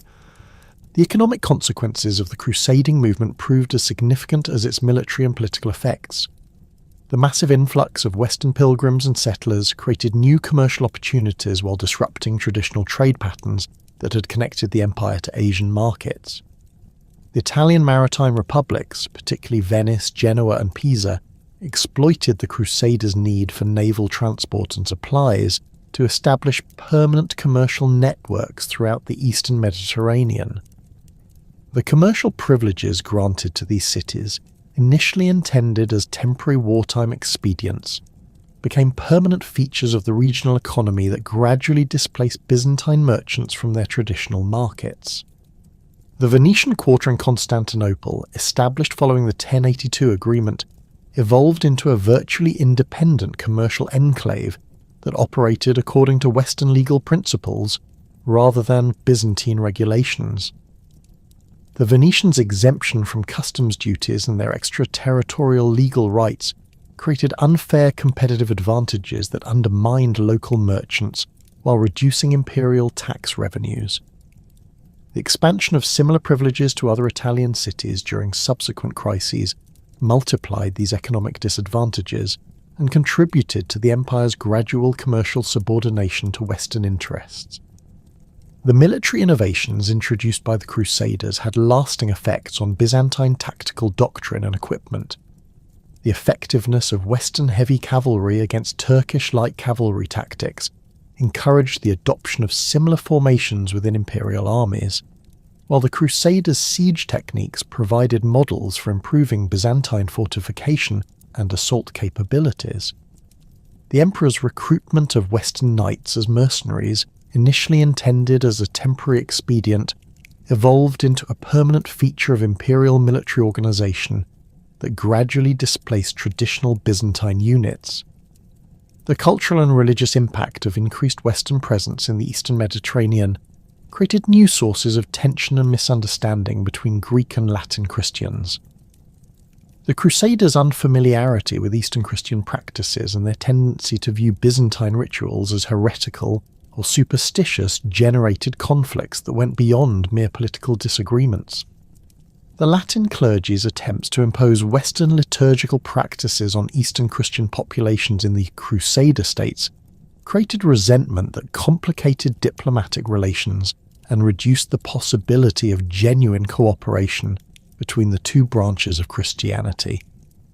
The empire's relationship with the Italian maritime republics underwent fundamental changes as these cities exploited the crusading movement to establish permanent commercial dominance in eastern Mediterranean trade. The Genoese acquisition of commercial privileges in 1104, followed by similar agreements with Pisa and other Italian cities, create a competitive environment that systematically disadvantaged Byzantine merchants. The Italian cities' superior naval capabilities and financial resources, combined with their exemption from imperial taxation, enabled them to dominate the lucrative trade routes connecting Europe to Asia. The long-term consequences of Alexios's decision to request Western military assistance became increasingly apparent as the 12th century progressed. The establishment of permanent Western settlements in the east, the commercial penetration of Italian merchants, and the gradual erosion of imperial authority over traditional territories created challenges that would ultimately prove more dangerous than the Turkish threats they were intended to address. The emperor's immediate success in recovering portions of Anatolia and securing the empire's survival was achieved at the cost of fundamental changes in the eastern Mediterranean's political and economic structure that would eventually contribute to the empire's destruction. The death of Manuel I Komnenos in 1180 marked the beginning of a catastrophic decline that would culminate in the most devastating blow ever inflicted upon the Byzantine Empire. The emperor's ambitious foreign policy had overextended imperial resources, while his complex diplomatic maneuvers had created numerous enemies throughout the Mediterranean world. His successor, Alexios II, was merely 11 years old, leaving the empire under the regency of his mother Maria of Antioch, whose Western origins and reliance on Latin advisors generated intense resentment among the Constantinople aristocracy and populace. The regency crisis that followed Manuel's death revealed the deep fissures that had developed within Byzantine society during the crusading era. The military aristocracy, represented by families like the Komnenos and Palaiologos clans, viewed the increasing Western influence at court as a betrayal of imperial traditions and a threat to their own political dominance. The civil bureaucracy, meanwhile, struggled to maintain administrative efficiency while managing the empire's deteriorating financial situation. The Italian merchants who had established permanent quarters in Constantinople wielded economic power that often exceeded that of imperial officials, creating a parallel authority structure that undermined traditional governance. The massacre of the Latins in Constantinople in May 1182 demonstrated the explosive potential of these accumulated tensions. The uprising, orchestrated by Andronikos I Komnenos in his bid for power, resulted in the systematic slaughter of thousands of Western merchants, clergy and residents who had settled in the capital over the previous century. The violence was particularly brutal in the Venetian quarter, where entire families were murdered and their property seized by mobs that had been inflamed by decades of resentment against foreign commercial privileges. The papal legate was beheaded, while the Latin patriarch was dragged through the streets and executed in a grotesque parody of religious ceremony. Andronikos' subsequent reign of terror eliminated potential rivals through a systematic campaign of executions, mutilations and confiscations that paralysed the imperial administration.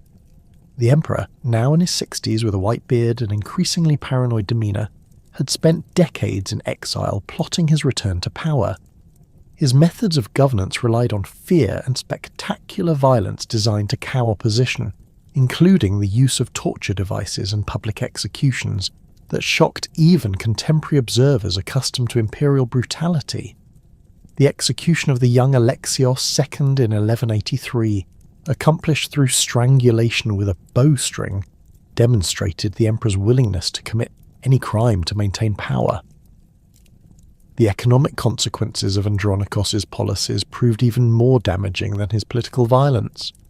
The massacre of Western merchants and the confiscation of their property eliminated much of the commercial expertise that had driven Constantinople's economy, while the climate of terror discouraged investment and trade.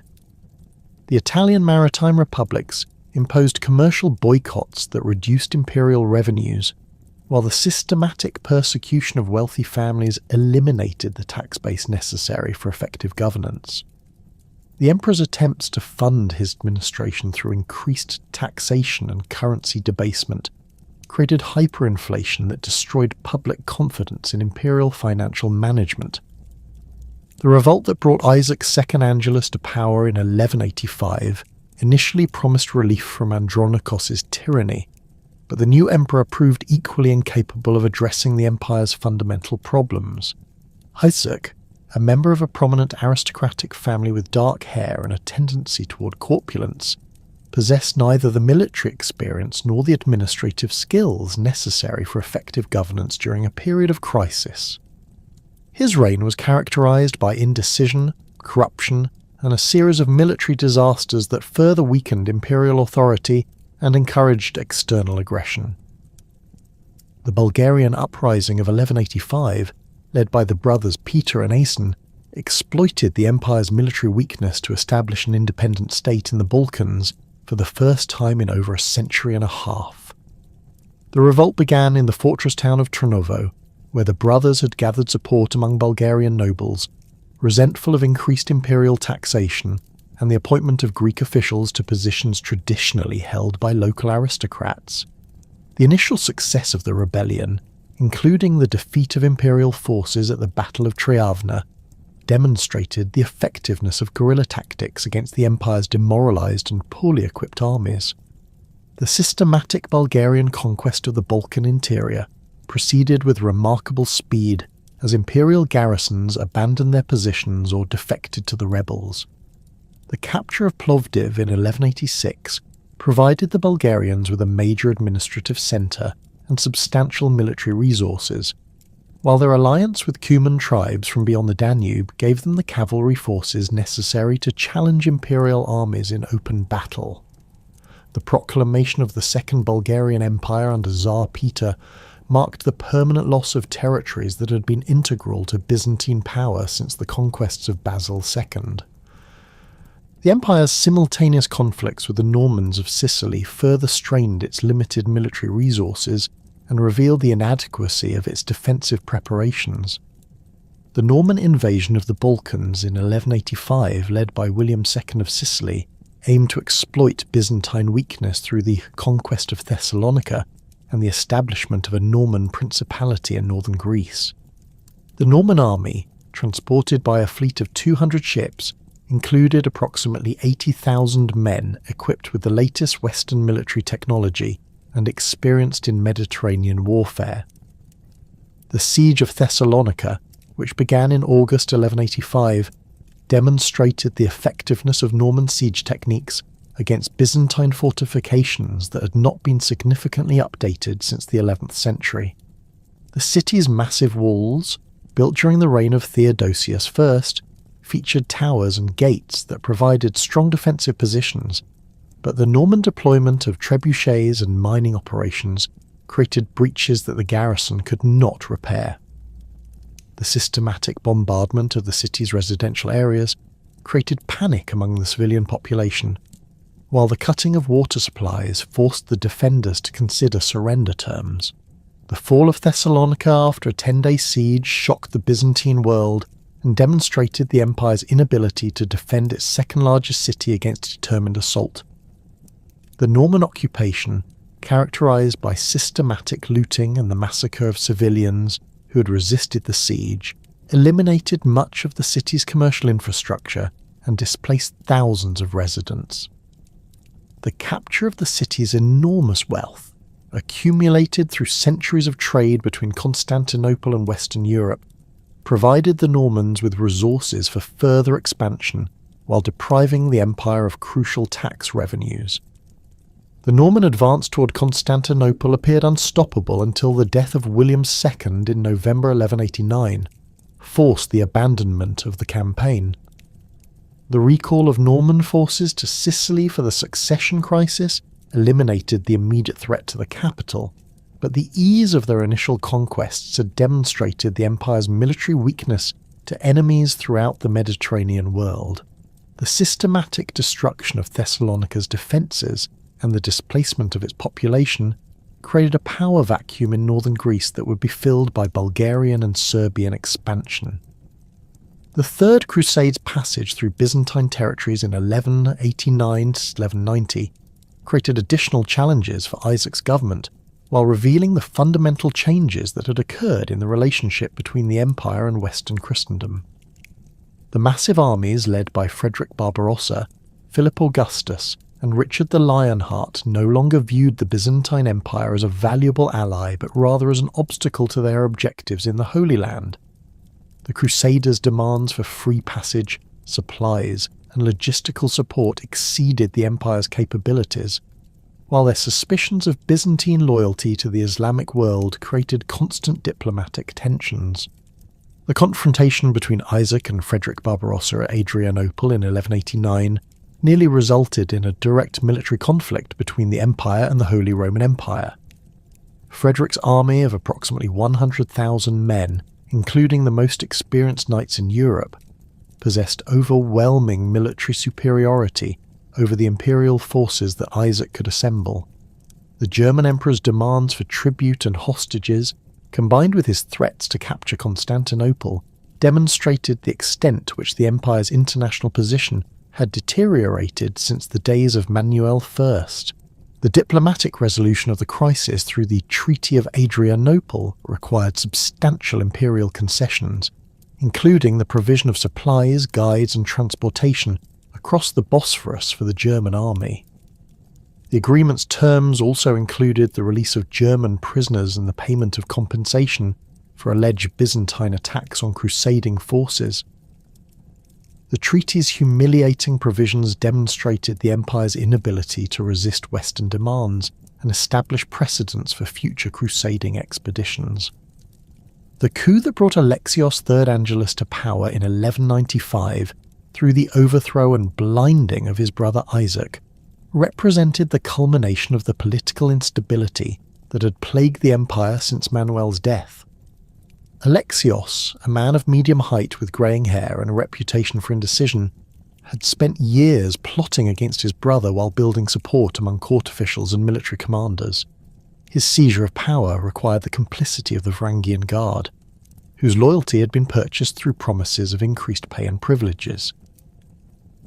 The new emperor's reign was characterized by the systematic looting of imperial resources for personal enrichment and the maintenance of a luxurious court lifestyle that contrasted sharply with the empire's deteriorating military and financial situation. Alexios's sale of government offices to the highest bidders created a corrupt administration that prioritized personal profit over effective governance, while his debasement of the currency to fund court expenses destroyed public confidence in imperial financial management. The emperor's notorious laziness and reluctance to make difficult decisions paralysed the government during a period that required decisive action to address mounting external threats. The formation of the Fourth Crusade in 1199 initially appeared to pose no direct threat to Byzantine territories, as the expedition's stated objective involved the conquest of Egypt rather than operations in the eastern Mediterranean. The Crusade's organisation by Pope Innocent III represented an attempt to restore papal control over the crusading movement, while achieving the strategic objective of attacking Islamic power at its Egyptian centre. The participation of prominent nobles like Baldwin of Flanders and Boniface of Montferrat suggested that the expedition would possess the military strength necessary for success against Ayyubid forces. The Crusaders' decision to contract with Venice for naval transportation proved fateful, as it placed the expedition under the influence of Doge Enrico Dandolo, a man whose personal hatred of the Byzantine Empire would ultimately determine the Crusades' direction. Dandolo, now in his 90s and completely blind, possessed an exceptional memory and ruthless determination that made him one of the most formidable political leaders of his age. His personal experiences during diplomatic missions to Constantinople, including alleged mistreatment that had contributed to his blindness, had created a desire for revenge that would shape Venetian policy throughout the crisis. The financial arrangements between the Crusaders and Venice created dependencies that the Doge would exploit to redirect the expedition toward his own objectives. The contract's terms required the Crusaders to pay 85,000 silver marks for transportation and supplies, a sum that exceeded their financial resources and left them dependent on Venetian goodwill for the expedition's continuation. The Crusaders' inability to meet their financial obligations provided Dandolo with leverage that he would use to secure Venetian commercial and territorial objectives at Byzantine expense. The diversion of the crusade to Zara in 1202 demonstrated Dandolo's ability to manipulate the expedition for Venetian purposes while maintaining the fiction of religious motivation. The siege of this Hungarian-controlled city, which had rebelled against Venetian authority, provided Venice with the opportunity to restore its commercial dominance in the Adriatic, while using crusading forces to achieve secular objectives. The papal excommunication of the entire expedition following the capture of Zara failed to deter the Crusaders, who had become dependent on Venetian support for their continued existence. The appearance of Alexios IV Angelus in the crusading camp at Zara provided Dandolo with the pretext necessary for redirecting the expedition toward Constantinople. The young prince, son of the deposed Isaac II, had escaped from imperial custody and sought Western support for his restoration to the throne. His promises of military assistance for the crusade, church reunion, and substantial financial payments appealed to crusaders who were struggling with mounting debts and uncertain prospects for reaching the Holy Land. The negotiations between Alexios IV and the crusading leaders revealed the fundamental misunderstandings that would ultimately lead to catastrophe. The prince's promises of 200,000 silver marks and 10,000 troops for the crusade reflected his desperation rather than realistic assessments of imperial capabilities. The Crusaders' acceptance of these terms demonstrated their own financial desperation and their ignorance of the empire's actual resources.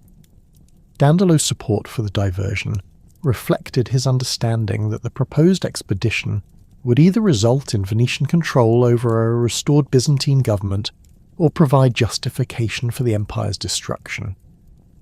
The crusading fleet that departed Zara in April 1203 included approximately 20,000 men transported by 200 ships, representing the largest naval expedition in medieval history.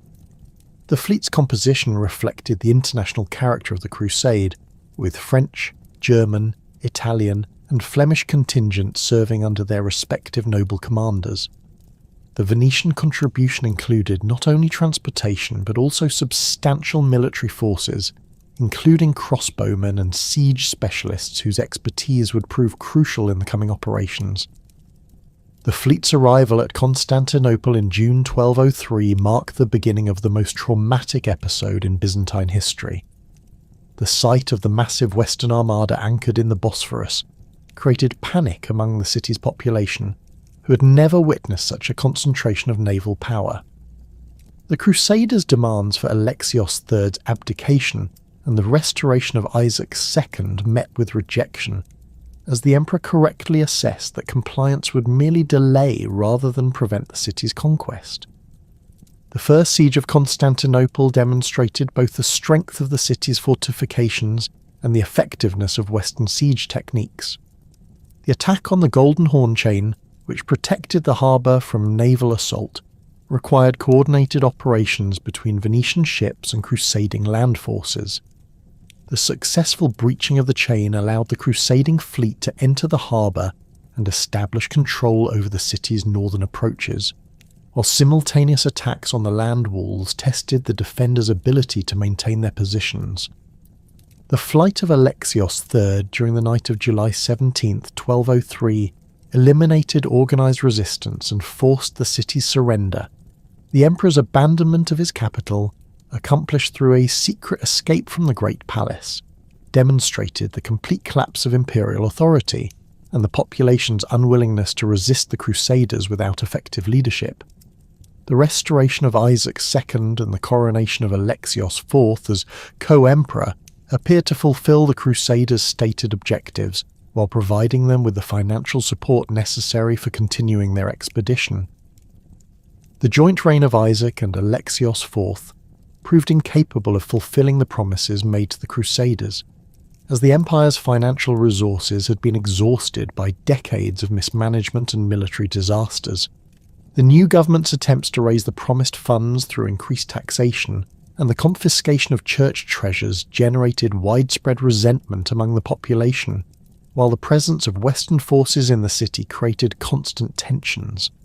The Crusaders' demands for immediate payment conflicted with the practical impossibility of extracting such enormous sums from the empire's depleted treasury. The popular uprising that brought Alexios V Doukas to power in January 1204 represented the city's final attempt to resist Western domination through indigenous leadership. The new emperor, known as Mortzuflos for his distinctive thick eyebrows, had gained support among the population through his opposition to the Crusaders and his promises to restore imperial independence. His execution of Alexios IV and imprisonment of Isaac II eliminated the legal basis for continued crusading presence, while providing justification for renewed military action. The Crusaders' decision to conquer Constantinople for themselves, rather than continue toward the Holy Land, reflected both their financial desperation and their recognition of the empire's wealth and strategic importance. The partition treaty signed in March 1204 divided the anticipated spoils among the expedition's participants, with the Venetians receiving 3/8 of the city and empire, while the remaining territories would be distributed among the crusading nobles. The agreement's detailed provisions for territorial division demonstrated the systematic planning that preceded the final assault. The siege of Constantinople that began in April 1204 employed the full range of Western military technology against the city's ancient defences. The construction of massive siege towers, some reaching heights of over 100 feet, allowed attackers to reach the top of the seawall while providing protection for the troops below. The coordinated assault on April 12, 1204, combined naval attacks from the Golden Horn with land-based assaults on the wall's weakest sections. The breakthrough achieved by the Venetians at the Petrea Gate created the opening that allowed thousands of crusaders to pour into the city. The 3-day sack of Constantinople that followed the city's capture represented one of history's most devastating acts of cultural destruction. The systematic looting of churches, palaces and private residences eliminated artistic treasures that had been accumulated over 9 centuries of imperial rule. The Hagia Sophia was stripped of its precious ornaments, while the bronze horses of the Hippodrome were transported to Venice along with countless other artworks. The Library of Constantinople, containing thousands of ancient manuscripts, was destroyed or dispersed, resulting in the permanent loss of classical texts that had survived since antiquity. The human cost of the conquest was equally devastating, as thousands of civilians were killed during the sack, while many more were sold into slavery. The systematic rape and murder of the city's inhabitants, including clergy and nobles, demonstrated the complete breakdown of military discipline that characterized the occupation. The destruction of the city's infrastructure, including aqueducts, harbours and public buildings, eliminated the physical foundations that had supported the empire's administration for centuries. The establishment of the Latin Empire of Constantinople under Baldwin of Flanders represented an attempt to create a Western feudal state using Byzantine territories and resources. The new emperor, a man of imposing height with blonde hair and blue eyes, possessed extensive experience in Flemish politics but lacked understanding of the complex administrative systems that had governed the empire. His coronation in the Hagia Sophia on May 16, 1204, symbolised the complete displacement of Byzantine authority by Western institutions and personnel. The partition of Byzantine territories among the crusading leaders created a patchwork of Western principalities that bore little resemblance to the unified empire that had existed before 1204. This Kingdom of Thessalonica, granted to Boniface of Montferrat, controlled much of northern Greece and Macedonia, while the Principality of Achaia encompassed the Peloponnese under Geoffrey of Villehardouin. The Duchy of Athens, established under Otho de la Roche, included central Greece and the islands of the Aegean Sea. These territories were organised according to Western feudal principles that conflicted with Byzantine administrative traditions and local customs. The Venetian acquisitions included the most strategically valuable territories, reflecting Dandelo's sophisticated understanding of commercial and naval requirements. Venice received 3/8 of Constantinople itself, including the crucial harbour facilities of the Golden Horn, along with the islands of Crete and Euboea. The Venetian control of the Dardanelles and key positions throughout the Aegean Sea provided the Republic with dominance over the trade routes connecting Europe to Asia. The systematic Venetian colonization of these territories created permanent bases for commercial expansion throughout the Eastern Mediterranean. The survival of Byzantine resistance in unconquered territories demonstrated the empire's resilience and the strength of imperial ideology among the Greek-speaking population. The establishment of the Empire of Nicaea under Theodore I Lascaris provided the most significant centre of Byzantine continuity, as this territory included much of western Anatolia and maintained the administrative and military traditions of the imperial system.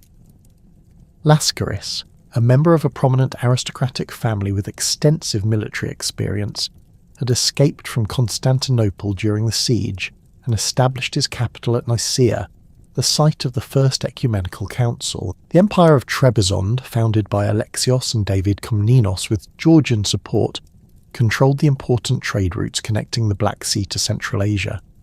The two brothers, grandsons of Andronikos I, had established their independent state in April 1204, shortly before Constantinople's fall. Their empire, centred on the wealthy port city of Trebizond, maintained extensive commercial relationships with Italian merchants while preserving Byzantine court ceremonies and administrative practices. The state's strategic position on the Black Sea coast provided it with revenues from the lucrative trade in luxury goods from Asia. The Despotate of Epirus, established by Michael I Komnenos Doukas, encompassed the mountainous regions of northwestern Greece and southern Albania. This territory, with its capital at Arta, controlled the important Via Egnatia that connected the Adriatic coast to Thessalonica. Michael, a cousin of the Angelus emperors, had gathered support among the local Greek population who resented Latin rule and sought restoration of Byzantine authority. The despotate's strategic position allowed it to threaten both the Latin Empire and the Kingdom of Thessalonica while maintaining independence through skillful diplomacy. The competition among these Byzantine successor states for the right to restore the empire created complex political dynamics that would influence the region's development for decades. Each state claimed to represent the legitimate continuation of imperial authority, while their rulers adopted the title of emperor and maintained the ceremonial traditions of the Byzantine court. The rivalry between Nicaea and Epirus proved particularly intense, as both states possessed the territorial extent and military capabilities necessary for serious attempts at reconquest. The diplomatic initiatives undertaken by the successor states revealed their sophisticated understanding of international politics and their ability to exploit the divisions among their enemies. The Empire of Nicaea's alliance with the Bulgarian Empire provided mutual support against Latin expansion, while similar agreements with the Seljuk Sultanate of Rum secured the Anatolian frontier. The Despotate of Epirus cultivated relationships with Western powers, including the papacy and various Italian cities, while maintaining contacts with Orthodox populations throughout the Balkans. The military innovations developed by the successor states reflected their adaptation to the changed circumstances of warfare in the post-1204 period. The Empire of Nicaea's emphasis on cavalry forces and fortified positions provided effective defence against Latin heavy cavalry, while the development of new siege techniques enabled the systematic reconquest of fortified cities. The recruitment of Western mercenaries and the adoption of selected Western military practices demonstrated the flexibility that characterized Byzantine military adaptation. The restoration of Michael VIII Palaiologos to the throne of a reunited Byzantine Empire in 1261 marked not the beginning of a new golden age, but rather the commencement of a prolonged struggle for survival that would define the empire's final 2 centuries. The emperor who entered Constantinople through the Golden Gate on August 15, 1261, bore little resemblance to the triumphant conquerors of earlier eras. Michael, a man of medium height with dark hair and penetrating eyes, had spent years manoeuvring through the complex politics of the Empire of Nicaea before seizing power through a carefully orchestrated coup against the legitimate Lascaris dynasty. His usurpation of the throne from the young John IV Lascaris, whom he had blinded to prevent future challenges, demonstrated the ruthless pragmatism that would characterize his approach to the empire's mounting problems. The empire that Michael inherited was a shadow of its former self, reduced to Constantinople and its immediate environs, portions of western Anatolia, and scattered territories in the Aegean islands. The capital itself bore the scars of the Latin occupation, with many of its greatest monuments damaged or stripped of their treasures.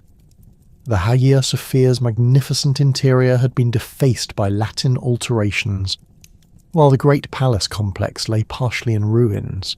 The city's population, estimated at fewer than 100,000 inhabitants, represented a dramatic decline from the 400,000 residents who had lived there before 1204. The economic infrastructure that had supported the empire's former greatness had been systematically dismantled, with Italian merchants now controlling the trade routes that had once enriched imperial coffers. The territorial challenges facing the restored empire were staggering in their complexity and scope. The Turkish beyliks that had emerged in Anatolia during the period of Latin rule had established permanent settlements throughout the peninsula, transforming regions that had been the heartland of Byzantine power into Islamic emirates. The Sultanate of Rum, though weakened by Mongol invasions, still controlled much of central Anatolia, while smaller Turkish principalities had carved out territories along the Aegean coast and in the Pontic regions. These beyliks, including the emerging Osmanli beylik under Osman I, possessed the military mobility and religious motivation necessary to continue their expansion at Byzantine expense. The demographic catastrophe that had befallen the empire during the 57 years of Latin rule proved even more devastating than the territorial losses. The systematic emigration of Greek-speaking populations to the successor states, combined with the settlement of Western colonists in former Byzantine territories, had fundamentally altered the empire's ethnic composition. The theme system that had provided military manpower for centuries had been completely destroyed, leaving the empire dependent on expensive mercenary forces whose loyalty fluctuated with their pay. The agricultural productivity of the remaining territories had declined dramatically due to constant warfare and the displacement of farming populations, reducing the tax base available for military and administrative expenses. Michael's immediate priority involved securing the empire's survival against the coalition of enemies that had formed to reverse the Byzantine restoration. The Latin Empire's remnants, supported by Venice and the papacy, maintained claims to Constantinople and sought Western military assistance for a new crusade. The Bulgarians under Constantine Teak posed a direct threat to the empire's Balkan territories, while the Serbians had expanded their control over much of the Western Balkans during the period of Byzantine weakness. The Genoese, seeking to challenge Venetian commercial dominance, offered potential alliance opportunities, but their support came with demands for commercial privileges that would further erode imperial economic independence. The emperor's military reforms reflected his understanding that the empire could no longer maintain the large standing armies that had characterized earlier periods. The creation of the Elegian system, which organized military units around family groups and regional loyalties, attempted to recreate the personal bonds that had made the theme armies effective, while adapting to the empire's reduced territorial extent. These units, typically numbering between 200 and 400 men, were granted landholdings in exchange for military service. but the system's effectiveness was limited by the shortage of suitable agricultural land and the constant threat of enemy raids. The development of a new naval strategy became crucial for the empire's survival, as control of the sea lanes remained essential for maintaining communication between the empire's scattered territories. Michael's investment in shipbuilding programs, concentrated in the naval bases of Constantinople and the Aegean Islands, produced vessels designed for rapid coastal operations rather than the massive fleet actions that had characterized earlier periods. The recruitment of experienced sailors from the maritime communities of the Aegean provided the empire with naval expertise, while the adoption of new navigational techniques and ship designs improved the effectiveness of Byzantine naval operations. The theological controversies that erupted during Michael's reign reflected his desperate attempts to secure Western support against the empire's enemies through religious reconciliation. The emperor's negotiations with Pope Urban IV regarding church reunion represented a fundamental departure from the traditional Byzantine position on papal authority. The proposed union would have required the Eastern Church to acknowledge papal supremacy and accept the Western position on the Filioque controversy, concessions that generated fierce opposition among the Byzantine clergy and population. The resistance to church union was led by Patriarch Arsenios Autoreianos, who had been appointed by Michael but opposed the emperor's religious policies.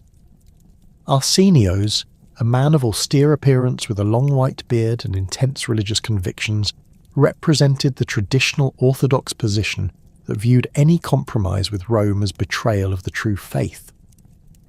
His excommunication of Michael for the usurpation of the throne and the blinding of John IV Lascaris created a schism within the Byzantine Church that weakened imperial authority and provided ammunition for political opponents. The popular opposition to religious union manifested itself in widespread demonstrations and riots throughout the empire's territories. The Zealot movement, which emerged among the monks of Mount Athos and spread to urban populations, combined religious orthodoxy with social protest against the emperor's policies. The Zealots' denunciation of Western influence and their calls for resistance to papal authority resonated among populations who had suffered under Latin rule and viewed any accommodation with Rome as a return to foreign domination.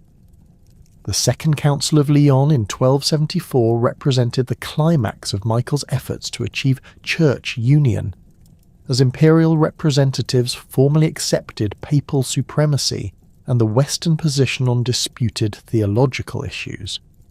The council's decisions, proclaimed throughout the empire by imperial decree, required all clergy to acknowledge papal authority and modify their liturgical practices to conform with Roman requirements. The implementation of these changes generated massive resistance, with many bishops refusing to comply and entire monastic communities going into open rebellion against imperial authority. The military consequences of the religious controversy proved devastating for the empire's defensive capabilities. The alienation of the monastic communities, which had traditionally provided moral support for imperial armies, weakened military morale and reduced recruitment from devoutly orthodox populations. The clergy's opposition to the emperor's policies created divisions within the administrative system, as many officials refused to implement religious reforms while maintaining their loyalty to traditional orthodox practices. The cultural achievements of the Paleologos period, despite the empire's political and military difficulties, represented one of the most remarkable intellectual flowerings in Byzantine history. The scholars who gathered in Constantinople during the Restoration period, including Maximos Planudes, Manuel Chrysokokes, and Nikephoros Gregoras, produced works of exceptional sophistication that synthesized classical learning with contemporary theological and philosophical developments. Their efforts to preserve and transmit ancient Greek texts ensured the survival of classical literature that would prove crucial for the later Renaissance in Western Europe. The development of new artistic styles during this period reflected both the empire's reduced circumstances and its continued cultural vitality. The mosaics created in the Carrière Camille under the patronage of Theodore Metachites demonstrated the sophisticated theological symbolism and artistic technique that characterized the Palaiologos Renaissance. These works, completed between 1315 and 1321, combined traditional Byzantine iconographic programs with innovative artistic techniques that created unprecedented emotional depth and psychological complexity. The manuscript illumination produced during this period achieved new levels of artistic sophistication, as scriptoriums throughout the empire created elaborately decorated books that preserved classical texts while developing new forms of visual expression. The Paris Psalter and other imperial manuscripts demonstrated the fusion of classical and Christian themes that characterized Palaiologos art, while their technical excellence revealed the continued vitality of Byzantine artistic traditions despite the empire's political difficulties. The philosophical achievements of the period were exemplified by the work of Gemistos Plethon, whose synthesis of Platonic philosophy with Orthodox theology created new frameworks for understanding the relationship between reason and faith. Plethon's influence extended far beyond the empire's borders, as his teachings attracted students from throughout Europe and contributed to the revival of Platonic studies in the West. His establishment of a philosophical academy in Mistra demonstrated the continued intellectual vitality of Byzantine culture, even as the empire's political power declined. The theological controversies of the period, particularly the Hesychast movement led by Gregory Palamas, represented attempts to revitalize Orthodox spirituality through mystical practices and theological innovation. The Hesychasts' emphasis on direct spiritual experience and their development of sophisticated theological arguments regarding the nature of divine grace created new forms of religious expression that influenced Orthodox Christianity for centuries. The movement's political implications, including its opposition to Western theological influences and its support for traditional Orthodox practices, aligned it with popular resistance to the Emperor's Union policies. The gradual Ottoman encroachment on Byzantine territories began during the reign of Andronikos II, as the Osmanli Beylik under Osman first systematically expanded its control over northwestern Anatolia. The Ottomans' success reflected their superior military organization, their ability to attract Muslim Ghazi warriors seeking religious merit through warfare against Christians, and their adoption of innovative siege techniques that proved effective against Byzantine fortifications. The capture of Bursa in 1326 provided the Ottomans with a major administrative centre and substantial resources for further expansion. The Ottoman military system, based on the Devshirme recruitment of Christian boys who were converted to Islam and trained as elite soldiers, created a disciplined and loyal military force that surpassed the capabilities of Byzantine armies. The Janissary Corps, established during this period, combined the religious motivation of Islamic holy war with the tactical discipline of professional soldiers. Their use of firearms, adopted from Western military technology, provided them with significant advantages over traditional Byzantine cavalry and infantry formations. The siege warfare techniques developed by the Ottomans proved particularly effective against the fortified cities that formed the backbone of Byzantine defence. The systematic use of cannons, first employed in the siege of Constantinople in 1453, represented a technological revolution that rendered traditional fortifications obsolete. The Ottomans' ability to transport heavy artillery across difficult terrain and their development of specialised siege tactics enabled them to capture fortified positions that had previously been considered impregnable. The transformation of the empire into a small state centred on Constantinople and scattered territories reflected the fundamental changes in the balance of power that had occurred since 1204. The loss of Anatolia to Turkish expansion eliminated the agricultural and demographic base that had supported imperial power for centuries, while the empire's remaining territories were too small and scattered to provide adequate resources for effective resistance. The emperor's role gradually evolved from that of a major international power to that of a local ruler dependent on foreign support for survival. The economic consequences of territorial reduction proved devastating for the empire's financial stability. The loss of the Anatolian themes eliminated the tax revenues that had funded imperial administration and military forces, while the empire's remaining territories generated insufficient income to maintain even minimal defensive capabilities. The debasement of the imperial currency, necessary to fund military operations, destroyed confidence in Byzantine economic stability and encouraged the use of foreign currencies in commercial transactions.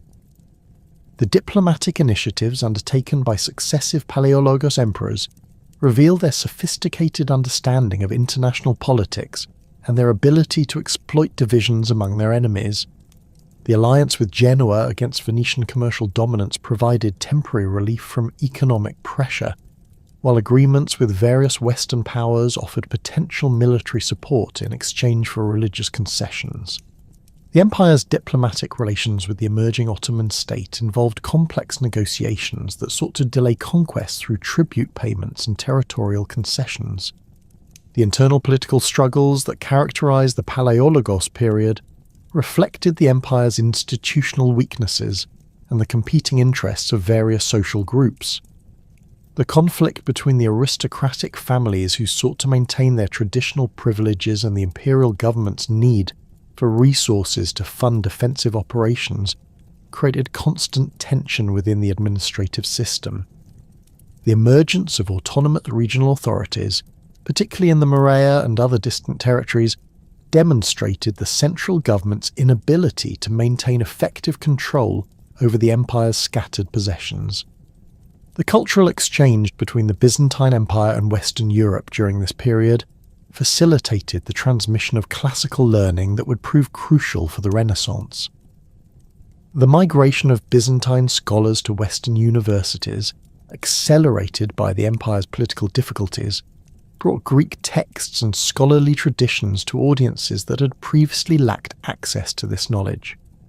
The establishment of Greek studies programs in Western universities created permanent institutional frameworks for the preservation and study of Byzantine intellectual achievements. The military innovations developed during the Palaiologos period reflected the empire's adaptation to changed circumstances and its attempts to maximize the effectiveness of limited resources. The emphasis on defensive warfare and the construction of new fortifications demonstrated the empire's realistic assessment of its capabilities, while the recruitment of Western mercenaries and the adoption of new military technologies showed its willingness to adapt to contemporary military developments. The dawn of the 15th century found the Byzantine Empire reduced to a collection of isolated territories that bore little resemblance to the vast dominion that had once controlled the eastern Mediterranean. Emperor Manuel II Palaiologos, who had assumed the throne in 1391, ruled over a truncated state consisting primarily of Constantinople and its immediate suburbs, the Morea in southern Greece, and a handful of Aegean islands. The empire's total population had dwindled to perhaps 50,000 inhabitants, while its annual revenues barely exceeded those of a modest Italian city-state.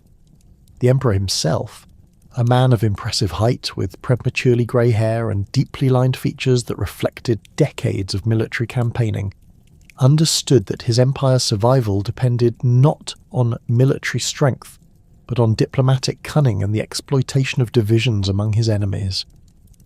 The Ottoman threat had evolved from periodic raids into a systematic campaign of territorial conquest that threatened to eliminate the last vestiges of Byzantine independence. Sultan Bayezid I, known as Yildirim for his rapid military campaigns, had assembled the most formidable military machine in the eastern Mediterranean. His army combined the traditional mobility of Turkish cavalry with innovative siege techniques and a disciplined infantry force that had proven devastatingly effective against Christian fortifications. The Sultan's court at Bursa attracted military engineers from across the Islamic world, while his treasury, enriched by decades of conquest, provided the resources necessary for prolonged military operations. The Ottoman siege of Constantinople that began in 1394 represented the most serious threat to the city's survival since the Arab sieges of the 7th and 8th centuries. Bayezid's forces, numbering approximately 40,000 men, established a complete blockade of the city's landward approaches, while Ottoman naval forces controlled the Bosphorus and Golden Horn. The siege lines, constructed with typical Ottoman efficiency, featured elaborate earthworks and wooden palisades that prevented any relief from reaching the beleaguered garrison. The Sultan's personal involvement in the siege operations, including his establishment of a command post within sight of the city walls, demonstrated his determination to complete the conquest that had eluded his predecessors. The siege's psychological impact on Constantinople's population proved as devastating as its military effects. The city's inhabitants, who had endured decades of Ottoman pressure and territorial losses, understood that this assault represented their final test of survival. The emperor's daily appearances on the walls, where he could be seen directing defensive preparations and encouraging the garrison, provided crucial moral support for the defenders. The systematic rationing of food supplies, implemented under the supervision of the city's remaining administrative officials, ensured that the population could endure a prolonged siege despite the complete disruption of normal supply lines. The Ottoman siege techniques employed against Constantinople revealed the sophisticated military engineering capabilities that the empire had developed during its expansion. The construction of massive stone-throwing trebuchets, positioned to bombard the city's walls from multiple angles, demonstrated the Ottomans' mastery of traditional siege warfare. The deployment of early firearms, including primitive cannons that could breach sections of the ancient fortifications, provided a glimpse of the technological revolution that would ultimately doom medieval defensive systems. The systematic mining operations directed against the wall's foundations required engineering expertise that rivaled the greatest achievements of Roman military technology. The defenders' response to the siege demonstrated both their tactical skill and their desperate determination to preserve their city's independence. The repair of wall breaches, accomplished under constant enemy fire by teams of civilian volunteers and professional masons, prevented the Ottomans from exploiting their artillery advantages. The deployment of Greek fire against Ottoman siege engines, utilizing the ancient incendiary compound that had protected the city for centuries, created spectacular conflagrations that destroyed expensive equipment and demoralized enemy troops. The coordination of sorties against Ottoman positions, led by the emperor himself and the city's remaining professional soldiers, disrupted enemy operations and maintained the initiative despite the defenders' numerical disadvantage. The arrival of news regarding Timur's advance into Anatolia in 1402 transformed the strategic situation and provided the empire with an unexpected reprieve from Ottoman pressure. The Mongol conqueror, known as Tamerlan in Western sources, had assembled a massive army estimated at over 200,000 men for his campaign against the Ottoman Empire. Timur's forces, drawn from across his vast Central Asian domains, included experienced cavalry units that had conquered territories from India to the Caspian Sea. The Mongol army's reputation for ruthless efficiency and its leaders' personal charisma attracted Turkish tribal leaders who had grown resentful of Ottoman centralization and taxation policies. The Battle of Ankara on July 28, 1402, represented one of the most decisive military engagements in medieval history, as Timur's forces annihilated the Ottoman army and captured Sultan Bayezid himself. The battle's outcome resulted from a combination of tactical brilliance and political maneuvering that demonstrated Timur's superior understanding of steppe warfare. The Mongol deployment, which utilized the mobility of horse archers to disrupt Ottoman formations while avoiding direct confrontation with heavily armoured troops, proved devastatingly effective against an army that had been optimized for siege warfare and operations against sedentary populations. The psychological impact of Bayezid's capture resonated throughout the Islamic world and provided Christian populations with hope that Ottoman expansion could be reversed.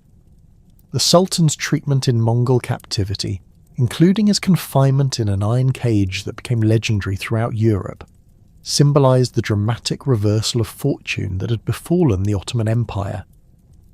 The systematic destruction of Ottoman administrative centres throughout Anatolia eliminated the governmental infrastructure that had supported Turkish expansion, while the massacre of Ottoman officials and their families created a power vacuum that would persist for decades. The Ottoman interregnum that followed Bayezid's death in 1403 plunged the empire into a civil war that lasted over a decade and provided the Byzantine Empire with its longest period of respite since the 14th century. The struggle between Bayezid's sons, Suleiman in Europe, Isa in Bursa, and Mehmed in Amasya, divided Ottoman resources and attention among competing claimants who lacked their father's military genius and political authority. The civil war's intensity, characterized by shifting alliances and brutal, fratricidal conflicts, demonstrated the fragility of the Ottoman political system when deprived of strong central leadership. Manuel II's diplomatic exploitation of the Ottoman civil war revealed his sophisticated understanding of Islamic politics and his ability to play competing factions against each other. The emperor's separate agreements with different Ottoman claimants, which provided each with limited military support in exchange for territorial concessions and tribute reductions, maximised Byzantine advantages while minimising military commitments. The recovery of several fortified positions along the Bosphorus, including the strategically crucial fortress of Anatoli Hisari, provided the empire with improved defensive capabilities and control over the Straits Asian approaches. The gradual Ottoman reunification under Mehmed I, completed by 1413, restored Turkish unity but revealed the permanent changes that the interregnum had created within the empire's structure. The new sultan, known as Çelebi Mehmed for his scholarly interests and relatively moderate policies, faced the enormous task of rebuilding an administrative system that had been shattered by civil war and Mongol destruction. His approach to governance, which emphasized negotiation over conquest and administrative efficiency over military expansion, provided the Byzantine Empire with additional breathing space, while the Ottomans consolidated their remaining territories. The respite provided by Ottoman weakness allowed Manuel II to undertake extensive diplomatic missions to Western Europe in search of military assistance against the eventual resumption of Turkish expansion. The emperor's personal journey to Paris, London, and other European capitals between 1399 and 1403 represented an unprecedented departure from Byzantine diplomatic tradition, as no reigning emperor had previously travelled so extensively in search of foreign support. Manuel's impressive physical presence and his fluency in Latin made him an effective advocate for his empire's cause, while his detailed knowledge of Ottoman military capabilities provided Western audiences with valuable intelligence about their potential enemies. The Western response to Manuel's diplomatic initiatives revealed both the theoretical support for Byzantine survival and the practical limitations that prevented effective military assistance. The French court's reception of the emperor, characterized by elaborate ceremonies and expressions of sympathy for the empire's plight, generated significant publicity for the Byzantine cause but produced limited concrete results. The English government's preoccupation with the 100 Years' War and domestic political instability prevented any substantial military commitment, while the German prince's fragmented authority made coordinated action impossible. The theological discussions that accompanied Manuel's diplomatic missions demonstrated the persistent religious obstacles to effective Byzantine-Western cooperation. The emperor's willingness to discuss church reunion, motivated by his desperate need for military support, encountered resistance from both Western clergy who demanded complete Orthodox submission and Eastern theologians who viewed any compromise as betrayal of the true faith. The complexity of doctrinal differences, particularly regarding papal authority and the Filioque controversy, proved impossible to resolve through diplomatic negotiations conducted under the pressure of military crisis. The Council of Constance, which convened from 1414 to 1418, to resolve the Western Schism provided the Byzantine Empire with an opportunity to participate in the broader movement for church reform and reunion. The imperial delegation, led by experienced theologians and diplomats, presented the Orthodox position on disputed issues while emphasizing the empire's willingness to negotiate on matters that did not compromise fundamental doctrinal principles. The council's preoccupation with resolving Western ecclesiastical disputes, however, left little time for addressing the complex issues that divided Eastern and Western Christianity. The reign of John VIII Palaiologos, who succeeded his father Manuel in 1425, marked a new phase in the empire's desperate struggle for survival as Ottoman power gradually recovered from the disruptions of the interregnum. The new emperor, a man of medium height with dark hair and intense eyes that reflected his awareness of the empire's precarious situation, possessed neither his father's diplomatic skills nor his military experience. His reign would be dominated by the increasingly urgent search for Western military assistance and the growing internal divisions over the price that such support would require. The resumption of Ottoman expansion under Murad II, who had consolidated his authority by 1421, eliminated any remaining illusions about the empire's ability to survive through diplomatic manoeuvring alone. The new sultan, experienced military commander with a methodical approach to conquest, systematically eliminated the remaining Byzantine strongholds in Anatolia, while tightening the noose around Constantinople itself. The Ottoman conquest of Thessalonica in 1430, accomplished through a combination of siege warfare and naval blockade, demonstrated the empire's inability to defend even its most important remaining territories. The siege of Thessalonica revealed the devastating effectiveness of Ottoman military innovations, particularly their use of early firearms and sophisticated siege techniques. The city's ancient walls, which had withstood numerous attacks over the centuries, proved inadequate against the systematic bombardment of Ottoman cannons. The defenders' heroic resistance, led by the city's remaining Byzantine officials and supported by the local population, could not compensate for the overwhelming technological and numerical advantages that the attackers possessed. The city's fall eliminated the empire's last major stronghold outside the immediate vicinity of Constantinople. The psychological impact of Thessalonica's loss resonated throughout the remaining Byzantine territories and convinced many that only immediate Western intervention could prevent the empire's complete destruction. The systematic massacre of the city's defenders and the enslavement of its population provided a grim preview of Constantinople's likely fate if the Ottomans succeeded in their ultimate objective. The refugees who fled to the capital brought detailed accounts of Ottoman military capabilities and siege techniques that would prove valuable for defensive preparations, but also contributed to the growing sense of desperation among the city's inhabitants. The Council of Florence, convened in 1439 under papal auspices, represented the Byzantine Empire's final attempt to secure Western military assistance through religious reunion. The council's location, chosen to accommodate the large Eastern delegation while providing a neutral setting for theological discussions, attracted representatives from throughout the Orthodox world.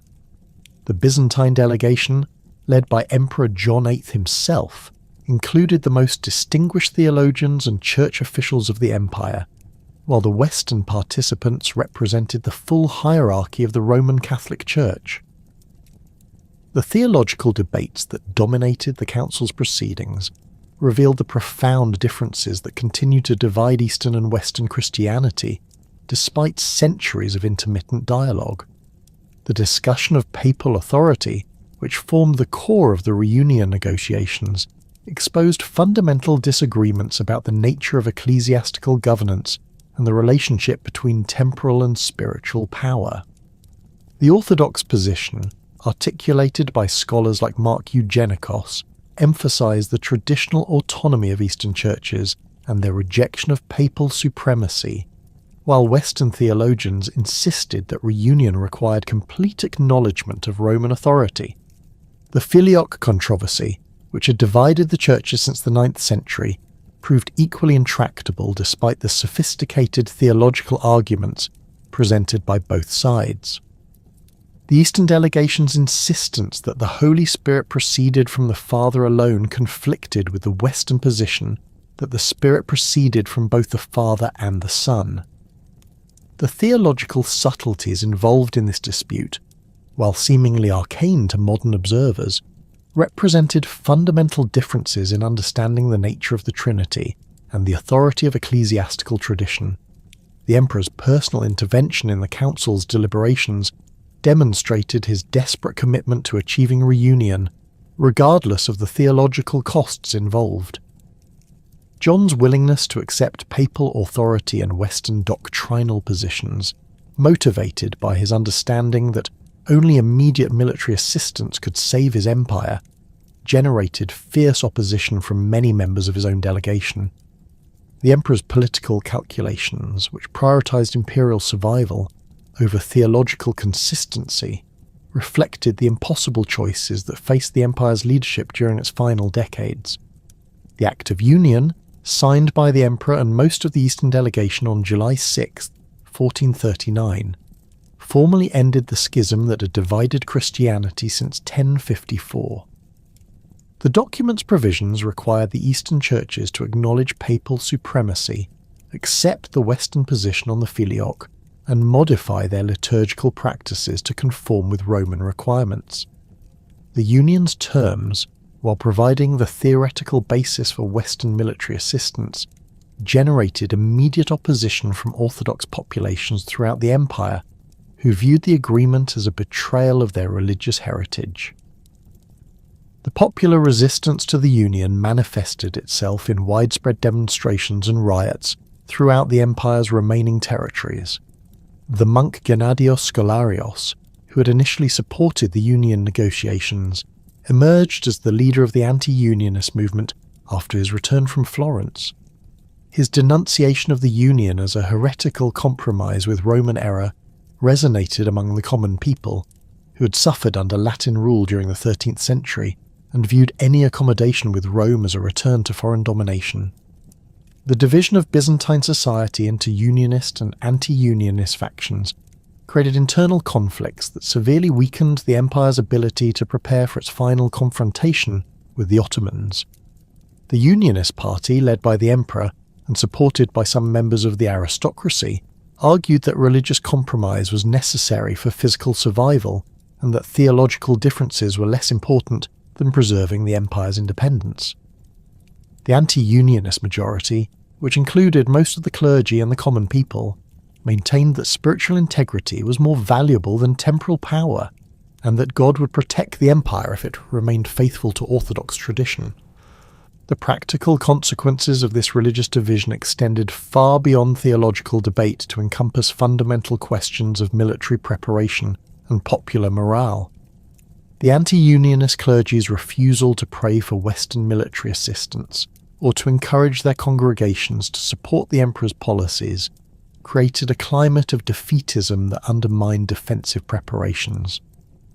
The popular belief that the Union had forfeited divine protection made many inhabitants reluctant to participate in the city's defence, while the expectation of the divine punishment for religious apostasy created panic during critical moments of the siege.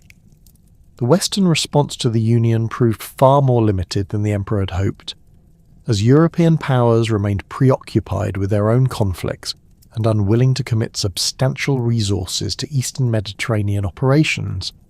The papal call for a new crusade generated some enthusiasm among Western clergy, but failed to produce the large-scale military intervention that the empire desperately needed.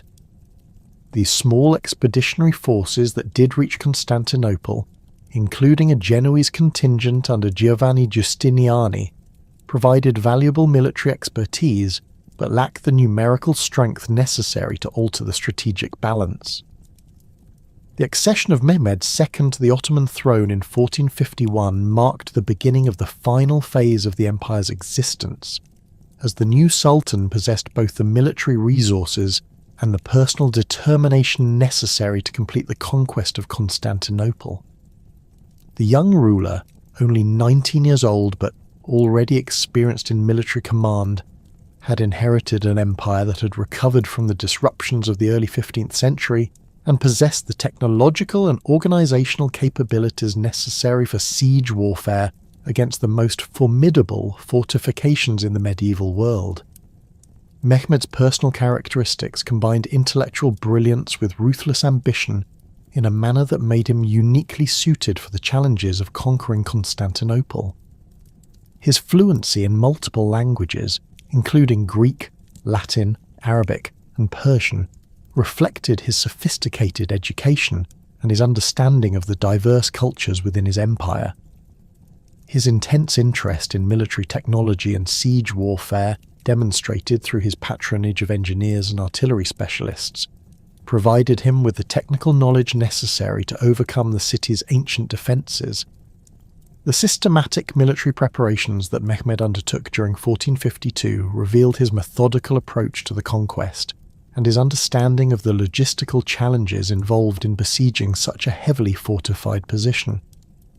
The construction of Rumeli Hisari, a massive fortress on the European shore of the Bosphorus, directly opposite the existing Anatolian fortress, provided the Ottomans with complete control over the strait and eliminated any possibility of external assistance reaching the city. The fortress's rapid construction, completed in less than 5 months, demonstrated the organisational capabilities that would characterise the entire siege operation. The recruitment and training of the Ottoman army that would conduct the siege involved the mobilisation of resources from throughout the empire's territories. The Janissary Corps, now numbering approximately 12,000 men, provided the disciplined infantry force necessary for assault operations, while the provincial cavalry units contributed the mobility required for maintaining the siege lines. The recruitment of specialist troops, including miners, engineers, and artillery crews, created a combined arms force that possessed capabilities far exceeding those of any previous Ottoman army. The development of the massive cannons that would breach Constantinople's walls represented the culmination of decades of Ottoman investment in military technology. The great gun constructed by the Hungarian engineer Orbán, measuring over 26 feet in length and capable of firing stone projectiles weighing 1,200 pounds, symbolised the technological revolution that was transforming medieval warfare. The cannon's transportation to the siege lines, accomplished through the construction of special roads and the use of hundreds of oxen, demonstrated the logistical sophistication that supported Ottoman military operations. The psychological warfare that preceded the actual siege proved as important as the military preparations, as Mehmed sought to demoralise the defenders while demonstrating the futility of resistance. The public execution of Byzantine envoys who had attempted to negotiate tribute arrangements sent a clear message that the Sultan would accept nothing less than complete surrender. The systematic destruction of suburban settlements around Constantinople, including the ancient monastery of Staudios, eliminated potential refuge areas while providing building materials for siege works. The display of Ottoman military might during these preliminary operations, including carefully choreographed manoeuvres by the Janissary Corps, created terror among the city's inhabitants who witnessed the disciplined efficiency of their enemies. Emperor Constantine XI Palaiologos, who had succeeded his brother John in 1449, faced the impossible task of defending a city whose population had dwindled to approximately 7,000 able-bodied men against an Ottoman army estimated at over 80,000 troops. The emperor, a man of impressive physical stature with dark hair and a carefully trimmed beard, possessed the military experience and personal courage necessary for the defence, having served with distinction in campaigns throughout the Morea. His leadership during the siege's preparation phase demonstrated both tactical competence and inspirational qualities that maintained morale despite the overwhelming odds his forces faced. The emperor's assessment of the city's defensive capabilities revealed both strengths and critical weaknesses that would determine the siege's outcome. the famous Theodosian walls, stretching for over 4 miles from the Golden Horn to the Sea of Marmara, remained formidable obstacles despite their age and the damage inflicted by previous sieges. The double wall system, featuring an inner wall 40 feet high, reinforced by 96 towers, provided multiple defensive lines that could channel attackers into killing zones. The outer wall, though lower, created additional obstacles while providing platforms for defensive artillery. The massive gates, including the famous Golden Gate where emperors had traditionally entered the city in triumph, had been reinforced with additional masonry and blocked with rubble to prevent their use by assault forces. The seawall facing the Golden Horn presented different challenges, as its single line of fortification had been designed to prevent naval assault, rather than the systematic bombardment that Ottoman artillery could deliver. The wall's height of approximately 25 feet provided adequate protection against traditional siege techniques, but its age and the poor quality of repairs conducted during the empire's final decades created vulnerabilities that experienced engineers could exploit. The chain across the Golden Horn, supported by massive towers on both shores, remained the city's most effective defensive feature, preventing Ottoman naval forces from entering the harbour and attacking the seawall from close range.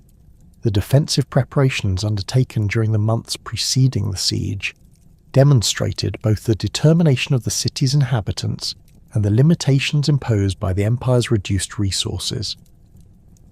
The repair of damaged wall sections, accomplished through the mobilization of the entire adult male population, utilised materials salvaged from ruined buildings and monuments throughout the city.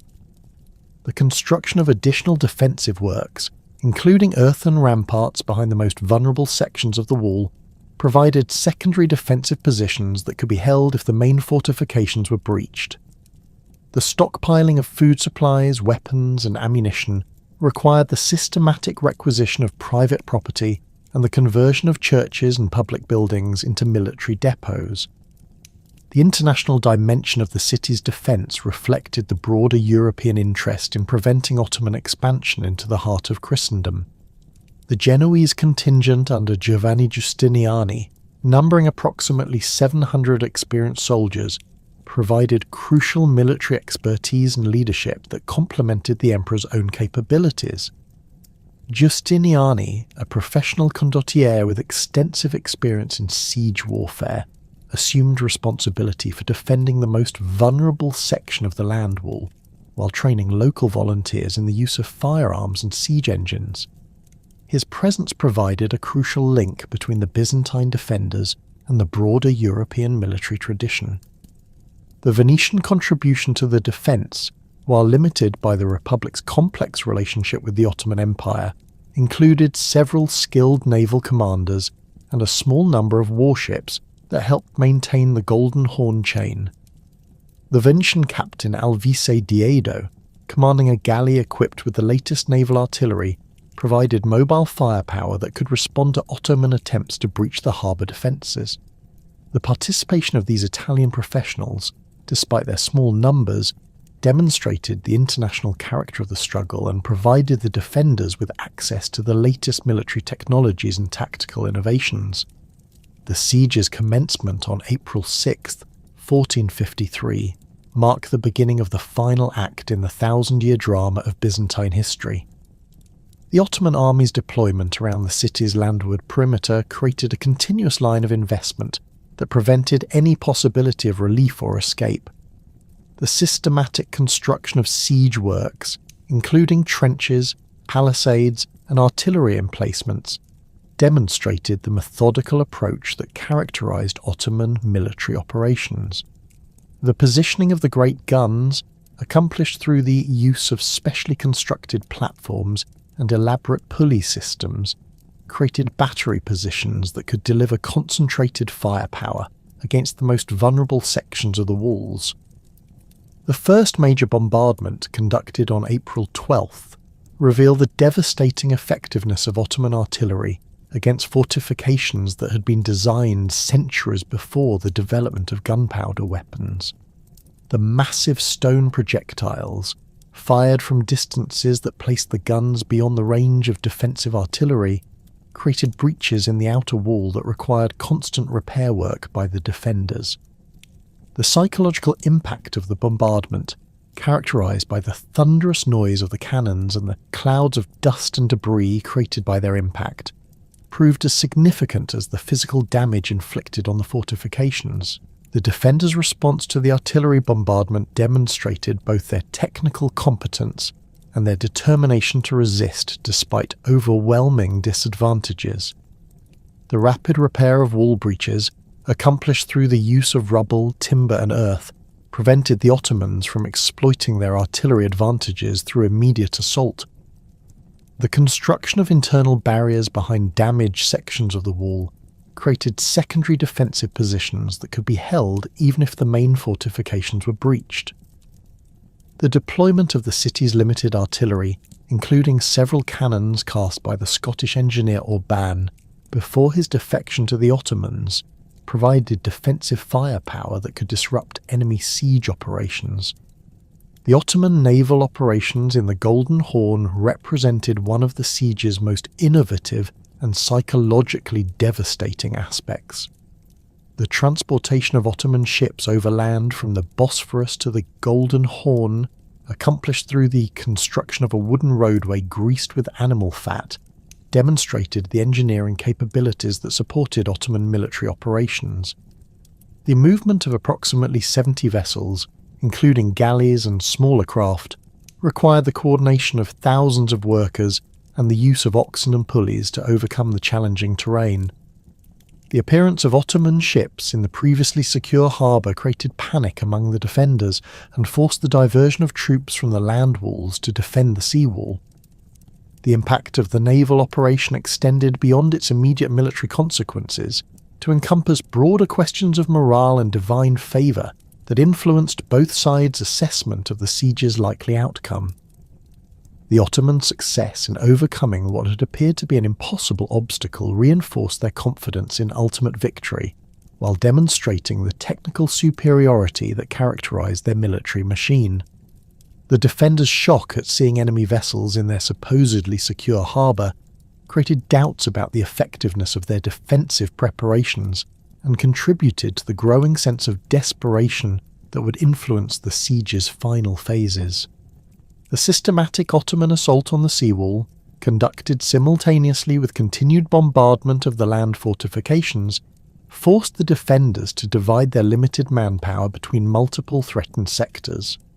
The deployment of Ottoman infantry and artillery along the Golden Horn shore created new pressure points that required constant vigilance and the construction of additional defensive works.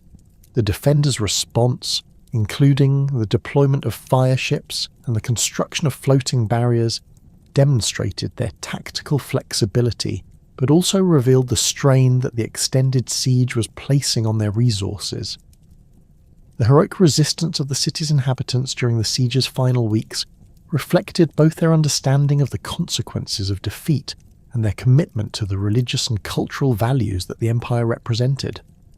The participation of women and children in defensive operations, including the carrying of ammunition and the repair of fortifications, demonstrated the total mobilization that characterized the city's final stand. The clergy's role in maintaining morale through religious services and their presence on the walls during critical moments provided spiritual support that complemented the military leadership provided by the emperor and his professional soldiers. The final Ottoman assault, launched in the early hours of May 29, 1453, represented the culmination of nearly 2 months of systematic siege operations.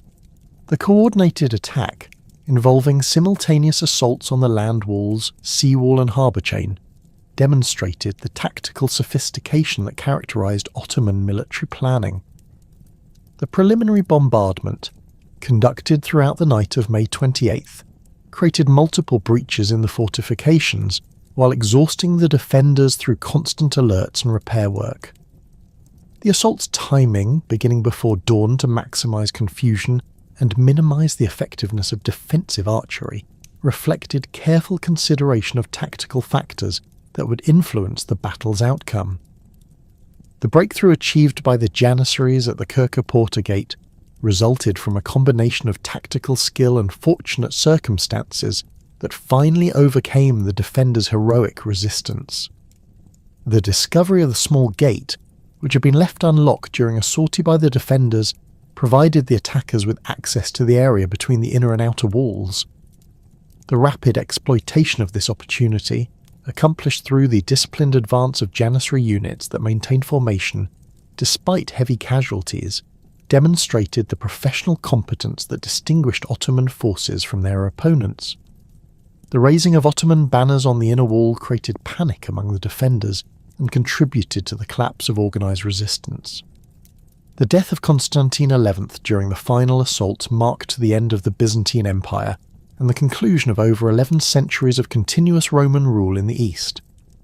The emperor's decision to remove his imperial regalia and fight as an ordinary soldier during the final moments reflected both his personal courage and his understanding of the symbolic importance of his presence among the defenders.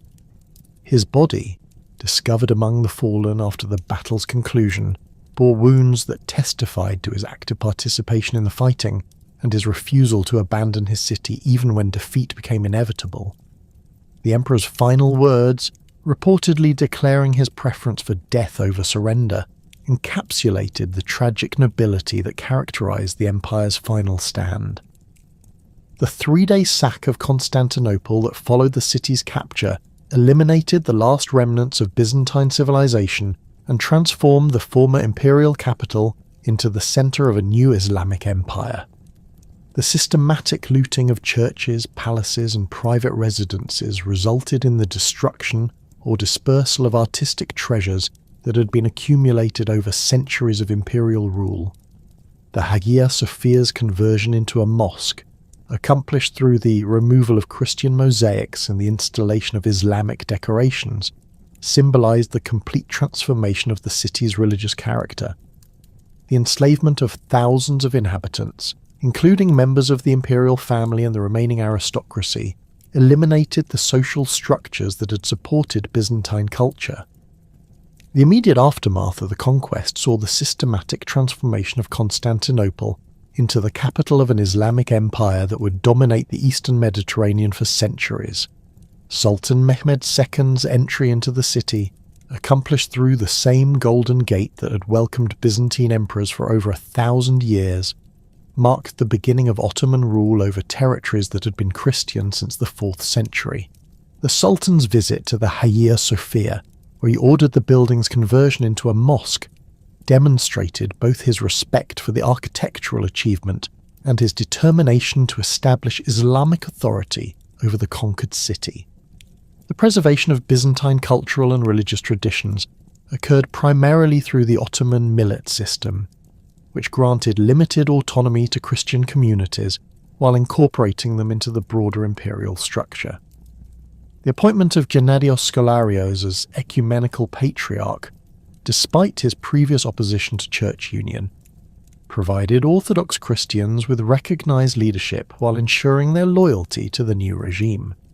The Patriarch's authority over legal and religious matters affecting Orthodox populations created a framework for cultural continuity that would preserve many Byzantine traditions despite the empire's political destruction.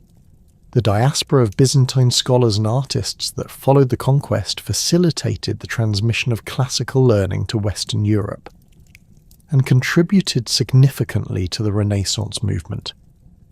The migration of Greek scholars to Italian universities, including figures like Cardinal Bessarion and George of Trebizond, brought manuscript collections and scholarly traditions that had been preserved in Constantinople for centuries. The establishment of Greek studies programs in Western universities created permanent institutional frameworks for the preservation and study of Byzantine intellectual achievements. The influence of Byzantine legal traditions, particularly the Justinian Code, continued to shape European jurisprudence long after the empire's political demise. The survival of Byzantine political traditions in the successor states of Trebizond and the Morea demonstrated the resilience of imperial ideology even after the loss of Constantinople. The Empire of Trebizond, which maintained its independence until 1461, preserved many aspects of Byzantine court ceremony and administrative practice, while adapting to the changed circumstances of the post-1453 world. The Despotate of the Morea, despite its eventual conquest by the Ottomans in 1460, served as a refuge for Byzantine nobles and scholars who sought to maintain their cultural traditions in exile. The lasting influence of Byzantine civilization extended far beyond the immediate aftermath of the conquest to encompass fundamental aspects of Eastern European development, Islamic culture, and Western legal and political systems. The Orthodox Christianity that had been shaped by centuries of Byzantine theological development provided the religious foundation for the emerging Russian Empire, which claimed the mantle of the Third Rome after Constantinople's fall.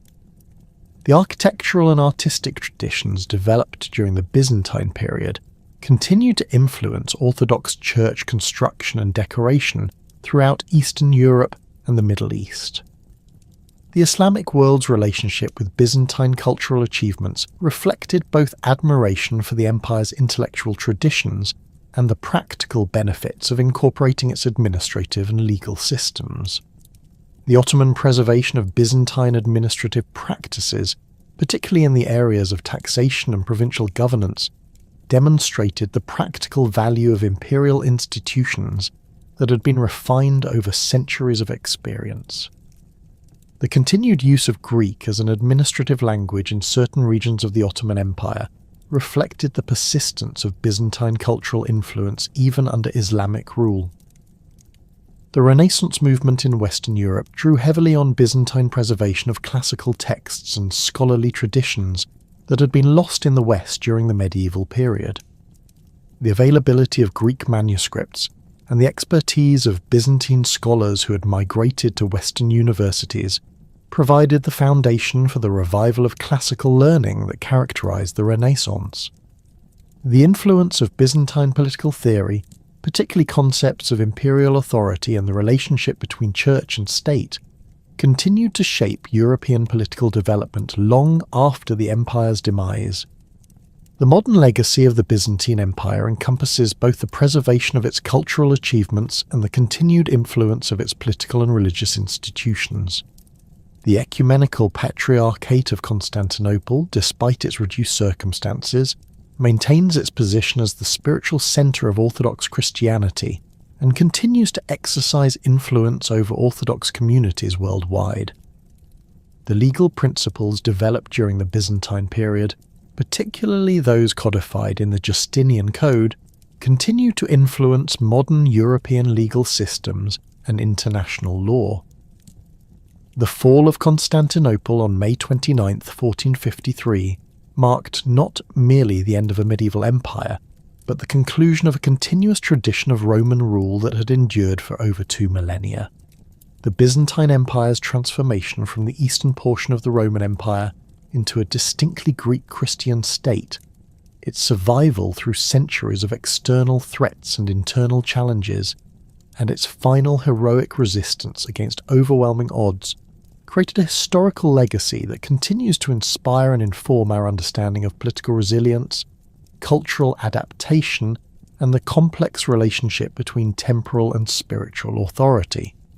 The empire's influence on the development of Orthodox Christianity, the preservation of classical learning, and the evolution of European political institutions ensures that its memory will endure long after the last echoes of its final battle have faded into history.